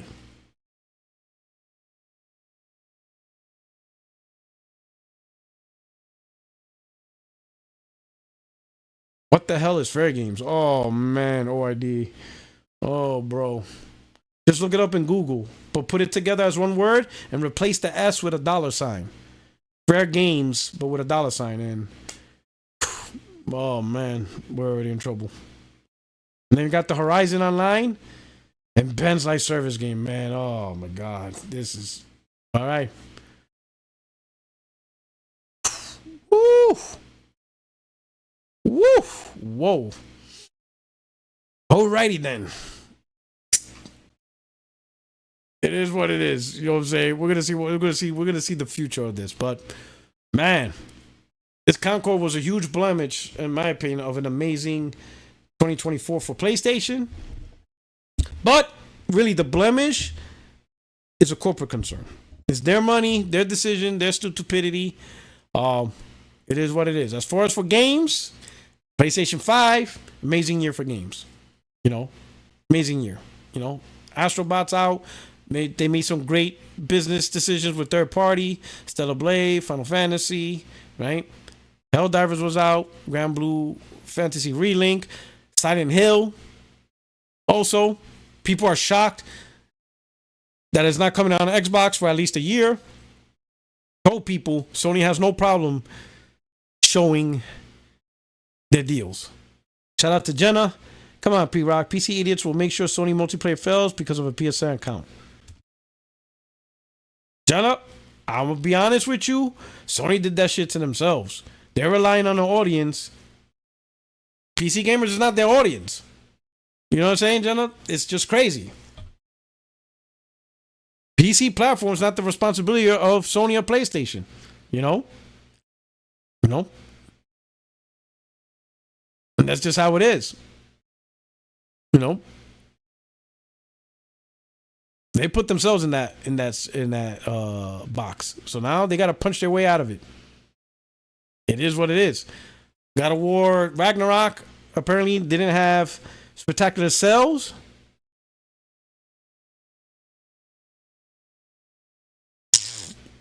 It is what it is. You know, if Sony wants PC to be a huge success, they're gonna have to commit to what PC gamers want. It is what it is. That's the box they put themselves in. They're gonna have to. That's the choice they made. They're gonna have to live with it. It is what it is. Don't know what to tell them. It's not their community. PC is not PlayStation's community.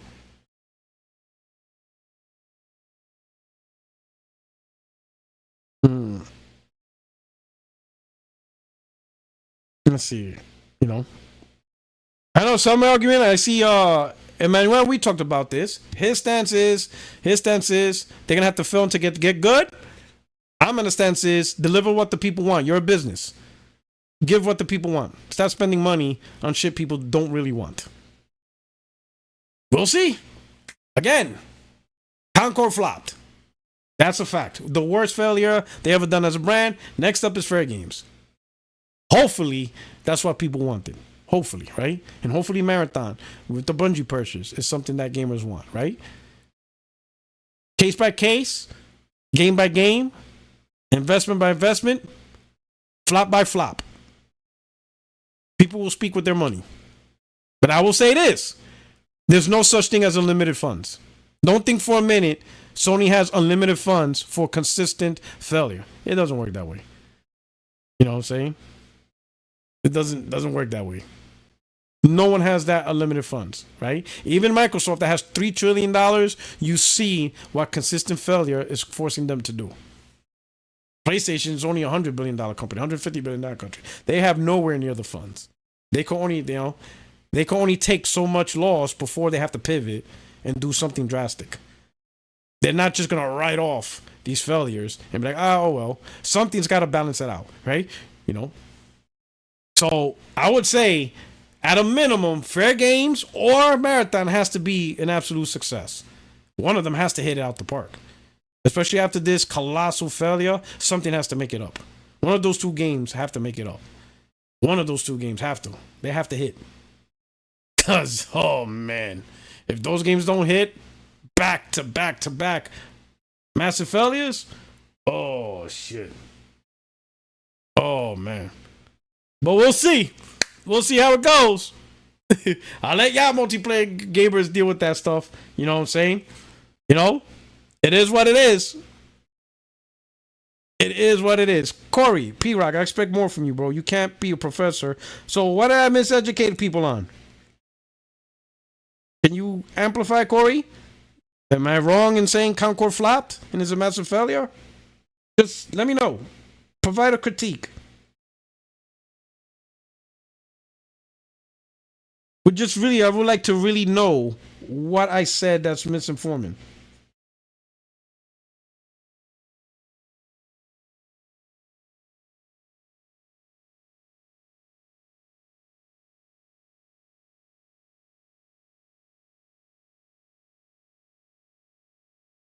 Just want to see what he thought. I don't think I gave a definitive information other than one, unless you think Sony can absorb consistent massive failures. That's not misinformation. No company can. You can't keep failing at something and think you're just gonna be fine the next day. That's not. So I don't think it's that. P-Rock, Concord flop, yes, but the statement that people don't want live service is wrong. All right, then buy it. Okay. Buy it then. Don't tell me on the internet. I need to see it in the sales. When Fair Games come, cha-ching, cha-ching. Don't tell me. Show me. At the end of the day, this is the beauty about the internet.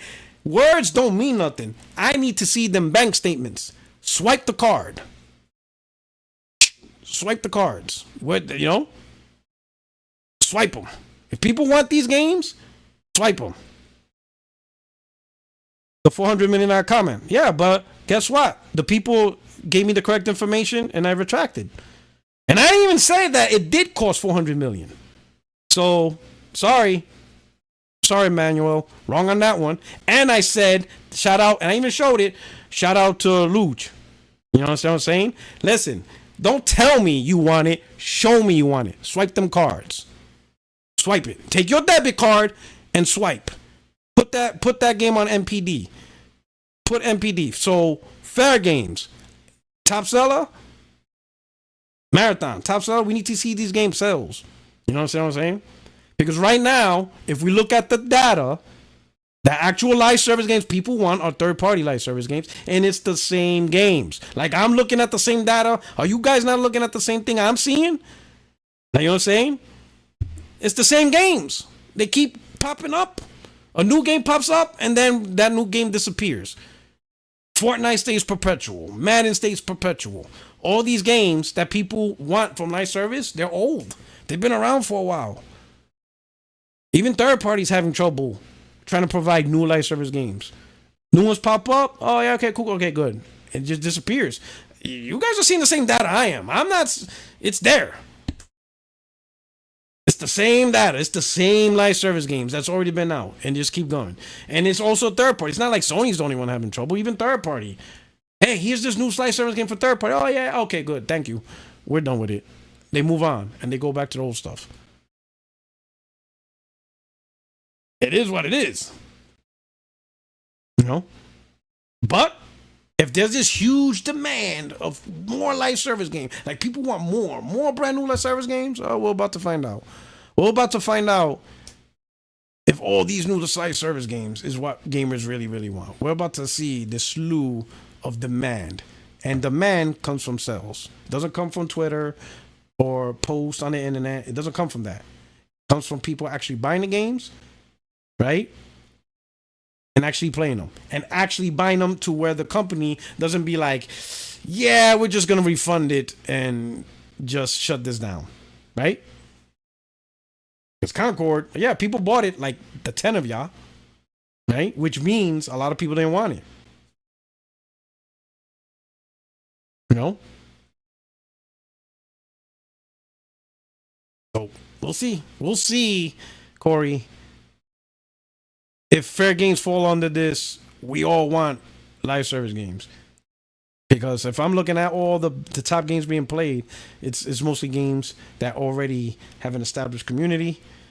The people love it. They pay for it. They keep buying the battle passes, and they're on it. And we all see it. I don't know why we're all acting like we don't see it. We see it. The Call of Duties, we see it on the thing. The Maddens, NBA 2K. Everybody was making fun of NBA 2K. Well, yeah, because people want to play NBA 2K. You know? People make fun, oh, they don't like Concord, but they keep buying 2K. Yes, because that's what they want to play. They want to play 2K. They want to play Madden. They want to play college football. That's what they want to play. So, yes, they show up and they'll buy it. No problem. Every 2K game, every MLB, every Madden, college football, FIFA, they show up for Fortnite Season Pass. They'll show up for Call of Duty. They'll show up for the Warzone. They will show up all the time. They show up. They don't need to be on the internet argue if they want 2K. They show up. They ain't arguing all day. Oh, yeah, we got to have more. Nah, they buy it. They show up. There's no argument. There is no doubt in anyone's mind that people want 2K basketball. There is no doubt people want FIFA. There is no doubt people want Call of Duty. There's no doubt. The data's there. You see it. So to justify the Sony live service game, you got... There is no argument. There's no debate. Show up. Show the data. Show the sales. That when people show up and buy the game in the numbers that they want to justify it, that will show if gamers want it. And right now, at least we got Helldivers. I'll say that. And that's primarily propped up by PC. Gordo, they should just revive factions. Let Naughty Dog finish what they got since they already paid for it. They hand it over to Firewalk. I don't know how that's going to work out. Right? Because I don't think Firewalk is big enough to handle that. Like, Naughty Dog's a huge ass studio. They're probably one of Sony's biggest. I think the only studio that rivals Naughty Dog is Bungie. And I think Bungie, they let them go. They laid off. I think they're down to 800. Right? And I don't think Firewalk is as big as Naughty Dog. So, according to Naughty Dog, it was a huge venture, and it would have taken the whole studio to keep it going. Right? So, unless they're going to beef up Firewalk, but that probably would have been a better plan than Concord, to be honest. Shout out to MASH. Gave out 10 memberships. So there are 10 of you that were gifted a membership. Man, you know, give MASH a little shout out, man. Thank you so much. You know, give you a little appreciation to him and stuff like that. Right? But thank you for the super chat, Gordo. Right? You know? Right? Sony has invested tons of money in games as a service. Can't just pull out before another flop happens. Who knows? Maybe this road is they're already in there. Helldivers 2 is the exception, not the rule. Shout out to Mary. Not the rule. Concord fell sadly. Hopefully Fair Games and Marathon have a chance. That's a good point. Because if you look at most live service games, more often they fail than succeed. You can name a lot more failures in live service games than successes. Right?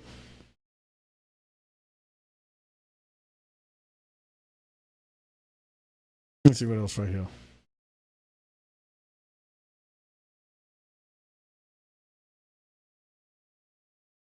Let's see, not by much. The PC and PSLs were like 60-40. I think, if not mistaken. Yeah, it was like I think they were talking about a 60-40 split, where 60% of sales is on PC. But that's pretty significant given that the game is made by a PlayStation publisher. When you think about it.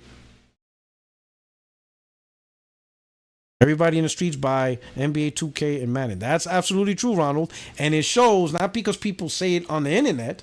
It's not a comment. We'll actually buy it. They're always a top seller. So you don't have to argue and say people want Madden, people want basketball games. You don't have to say those statements. They show up.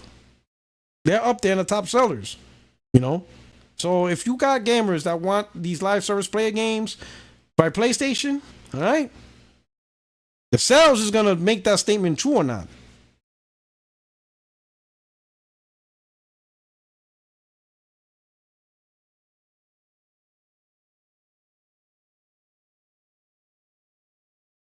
Let me see.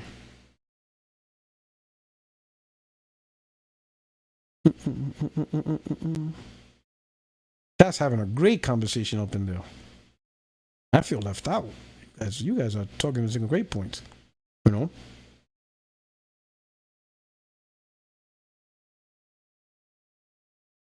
Mash has a great point. Johnny Gaming. Why is the assumption the devs want to make live service games? I imagine it's a push from Corp for better returns. So let me ask you this. What if it's a demand from the developers? Because keep in mind, Naughty Dog had the ability to cancel, but they're Naughty Dog. And Insomniac had the ability to say, nah, we canceling the Spider-Man. But they're Insomniac. Does Sony Ben have that latitude? Do other Sony studios have that latitude?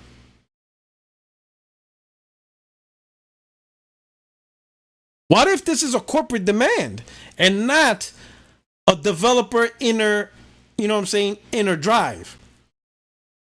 What if it's forced? Like, you gotta do this because this is what the shareholders demand.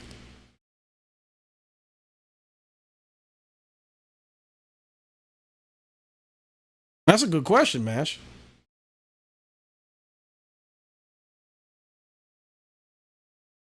D-Rock, you are making my point. If the people want live service games, then Sony should provide those people with the live service game they want. Well, what if the people already got the live service games they want? Isn't the point of live service game perpetual? Meaning you got this live service game and you always play it. So couldn't we make the case that they already have it? Which is why so many new live service games are having trouble. Think about it. If the point of a live service game is perpetual, you have this game and you're perpetually playing it for years and years and years, right? And a gamer found a game that they get to play for years and years, and they're spending hundreds of dollars, thousands of hours, and they're playing it. Then didn't the people who found it succeeded? Which is possibly why so many new live service games are failing, because they're trying to attract people that already have the games they want to play. Like, for example, if I want to play Call of Duty, whatever, who are you making these new live service games for if I'm already on Call of Duty? If I'm already on Overwatch, if I'm already on Destiny, if I'm already on all these other games, then who else? Right? PC want live service, not PS players, and Sony finding that out now. No one forced them. I'm just asking. I didn't say they did, Layer Cake. But let's keep it real though. This strategy only works if corporate has a level of influence. Because there's no way you can have a corporate strategy and then allow every developer in your first party studios to be like, yeah, we're not interested, we're not doing it. Meaning, the only way the strategy works if you now have to outsource your strategy and none of your first party developers are going to get involved. That doesn't make sense. There's got to be somebody that got pushed into this. There has to be somebody. Because I can't see a corporate strategy and yet you give freedom to your developers, and let's say if none of them be like, yeah, we're not doing that, we're going to stick to this. Okay, cool. We'll just outsource every single live service, the future of live service strategy, to just everybody else. I don't see that happening.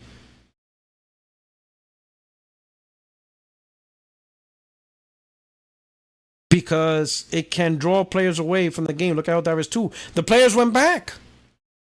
Helldivers 2 is no longer top 10. It dropped down. Now, it's probably still successful. You probably got a small little cadre. But the numbers of Helldivers 2 considerably dropped. If you look at the top 10 games for a PlayStation, Helldivers not on it. It was like top 3 at one point. And then shot straight out of the chart. Everybody went back to their old faithful. The Helldiver's not in the top 10 no more.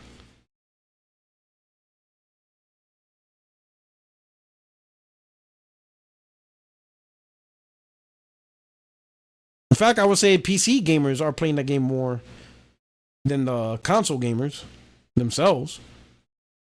You know, when they say console gamers, when they say most, I think it's, when they say a lot of PlayStation gamers are Call of Duty gamers, they're not lying.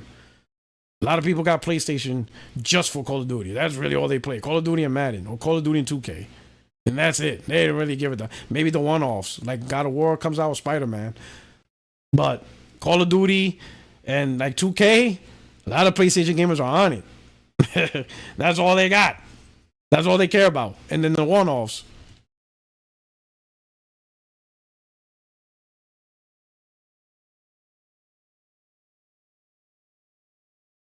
Mm-hmm.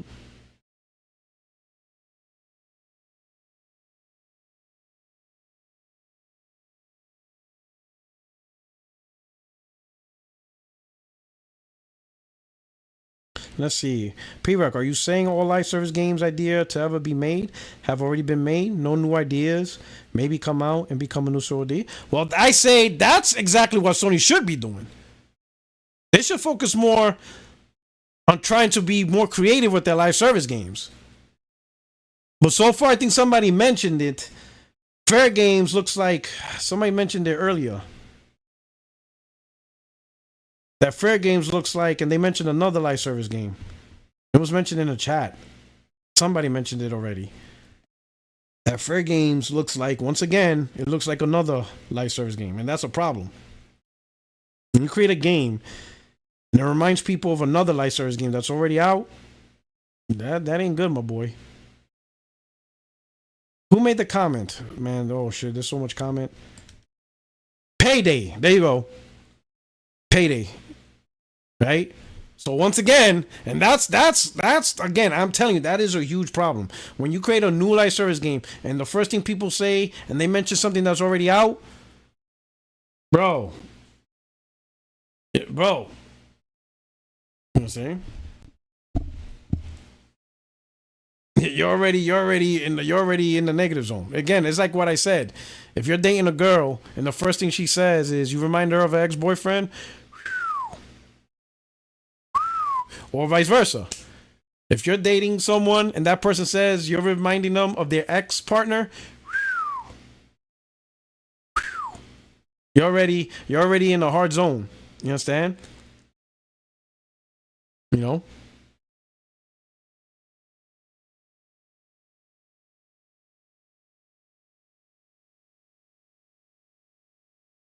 People saying Payday 2 flopped. Yeah. Now, what if that type of game people just don't really care about? And that's why it flopped. Now, you made Fair Games in a genre. It's just all what ifs at this point. At this point, we just got to see. You know, we'll have this combo after Fair Games launches and see how it really plays out. Right now, if I were to bank on the next success, is going to be Marathon. And this is only because Bungie finds a way. Bungie, I think, is a good, talented studios for multiplayer. We'll see how that is. I think Bungie, out of the two, I will put Bungie as the hope. If Bungie can't do it, then shit. If Bungie flops, oh man, we're in trouble. We're in trouble if Bungie flops. If Marathon flops, listen, bro. Listen. Let's be honest. Bungie's the best multiplayer studio we got in PlayStation. You know? And one of the top in the industry. So if anyone has the ability to make a banging live service game, is them. And if they can't do it, then oh my god, you think Jade Raymond is? Oh my god, they said Jade Raymond over Bungie. Oh boy. We're hurting. If you think Bungie can't do it, you think Jade Raymond can do it? You think she got the talent? You think that studio's ready to be at the top tier of the multiplayer? Because technically speaking, we really don't have top tier multiplayer studios on PlayStation. We really don't. Not even Guerrilla. Let's not lie. Guerrilla ain't a top tier multiplayer studio. They're not. Naughty Dog's not even. They make good. Factions was good.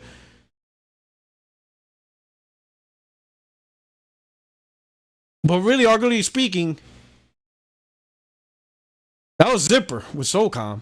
They, to me, were the best. Zipper, at their height, the best. I think they're probably the best that Sony had in their history in terms of multiplayer gaming. I don't think anybody, SOCOM 1 and 2 at that height, I don't think anybody could touch Zipper or replicate that. But right now, Bungie's probably the best we got when you think about it. Like, who else do we got? I mean, Insomniac, but they didn't really blow up as a multiplayer dev studio. They just made a decent game. They made a good game. To me, in my opinion, Resistance 2 had good multiplayer, but it was good. But I wouldn't put them in competition for top multiplayer devs. No, not even close. Bungie's really the only one that we have that's actually has some experience. I mean, they're the creators of Halo. And Destiny, and you could talk shit, but Destiny and Destiny 2 overall were very successful. Some of the most played games out there. One of the top live service games out there. Haven, if Fair Games hits. Well, the Fair Games got to hit first. That's the trick.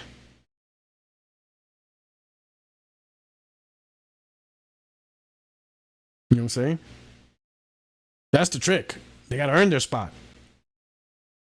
Hopefully it hits.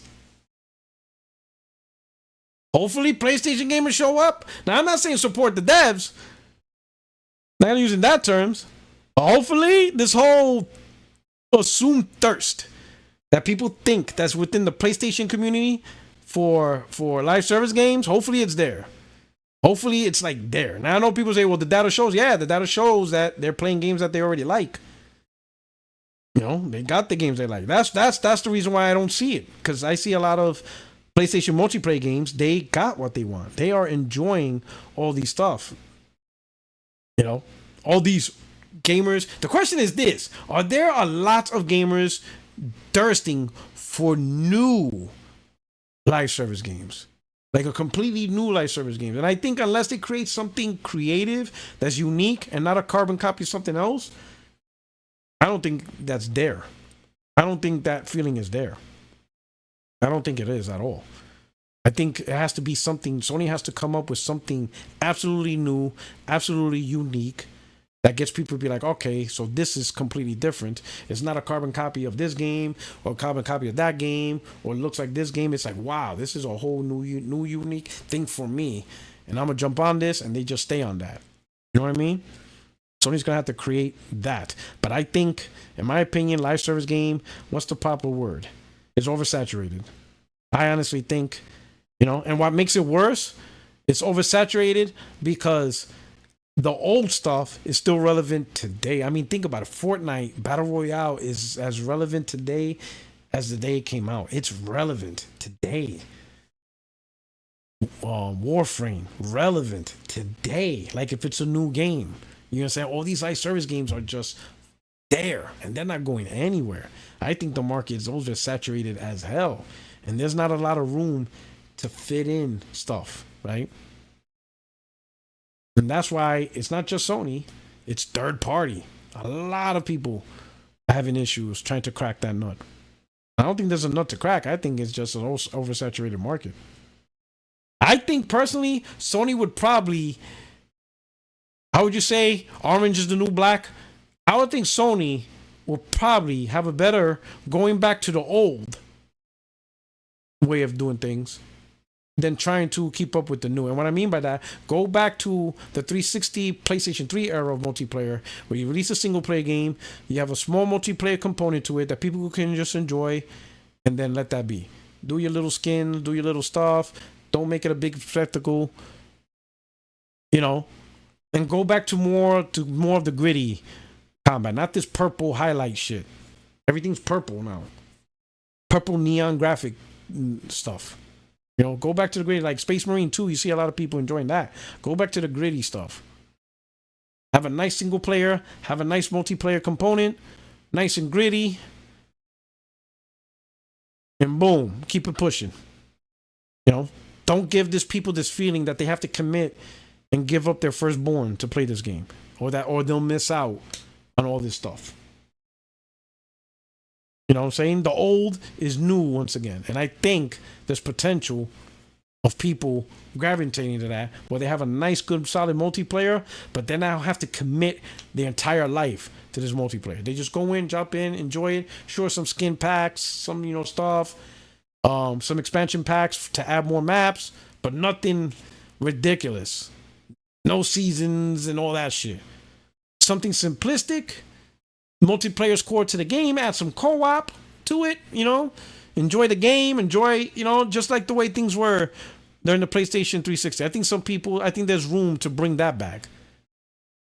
Because these purple neon light live service games is crazy. This shit is crazy. You know what I'm saying? I don't know, but we'll see. We'll see with fair games, right? But right now, clearly, any word, I keep seeing rumors about a state of play coming. Right? Supposedly.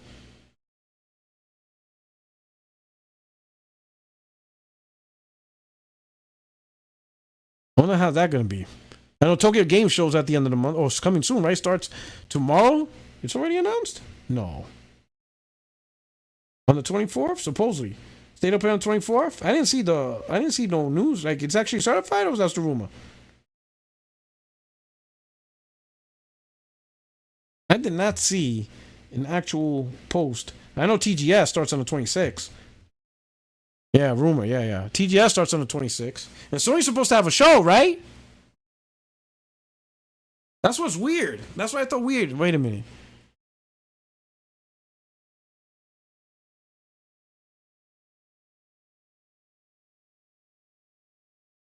Emmanuel said, Extreme said, a game with a distinctive visual art style.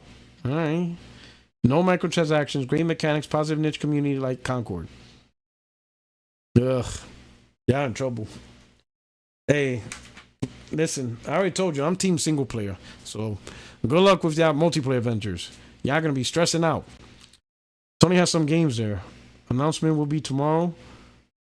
But I could have sworn they said Sony's gonna come back to Tokyo Game Show. Codemaster, Concord Remastered. Oh, shit.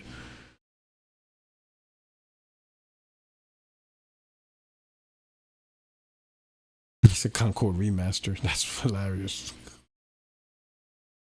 You're already going to remaster Concord. TGS Outbreak Day. PS5 pre-order. Thursday shaping up to be the biggest day of the week. December is the 30th anniversary. That's the first party reveal, I really believe. I could have sworn Sony mentioned they're coming back to Tokyo Game Show. I would like them to go back with an actual showcase or keynote speech, a keynote, PlayStation keynote like they used to do.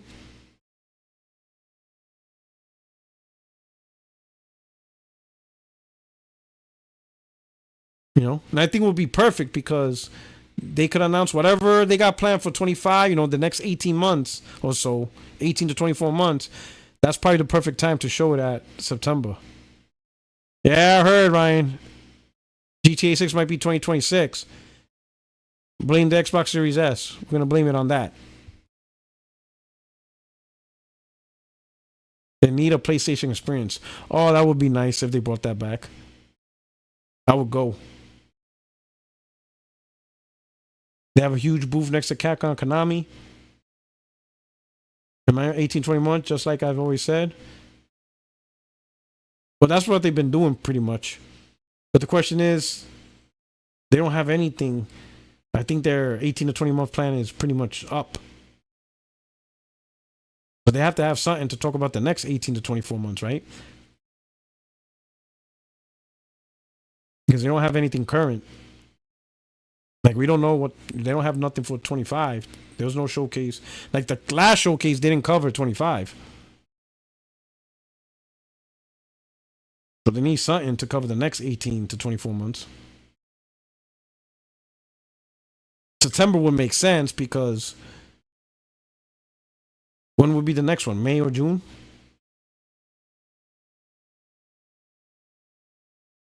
Foam Stars goes free to play.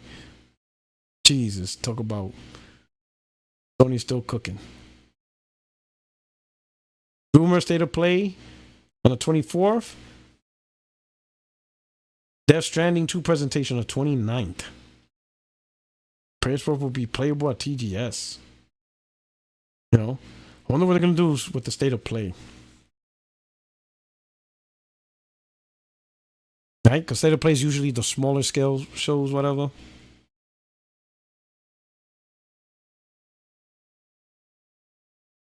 December, they'll reveal the first party as part of the rollout. So they're going to do something in December? Who's saying that? That's right, because the 26th is starting the pre-orders. Good point. Flageron, good point. TGS starts the pre-order, yeah, because that's on the same day, September 26th. Well, Japan is ahead of US, so...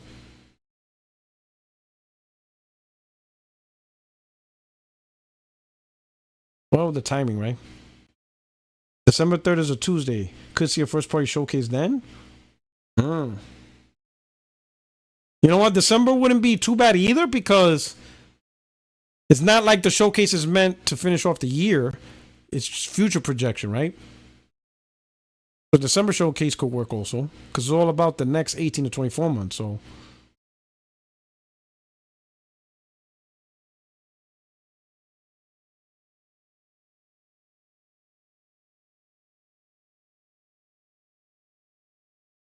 That's a good point. Yeah, first party show would need to be longer. Yeah, so State of Play is pretty short, so I would imagine a few third party stuff. It's the 30th anniversary right before the holiday, so it would make sense. You know. Tell them about the Horizon Zero Dawn remaster. Listen, we're leaving that alone. We'll talk about that on the podcast. I'm pretty sure that'll come up this Tuesday. We'll talk about that. We'll save that for the podcast. We'll save that.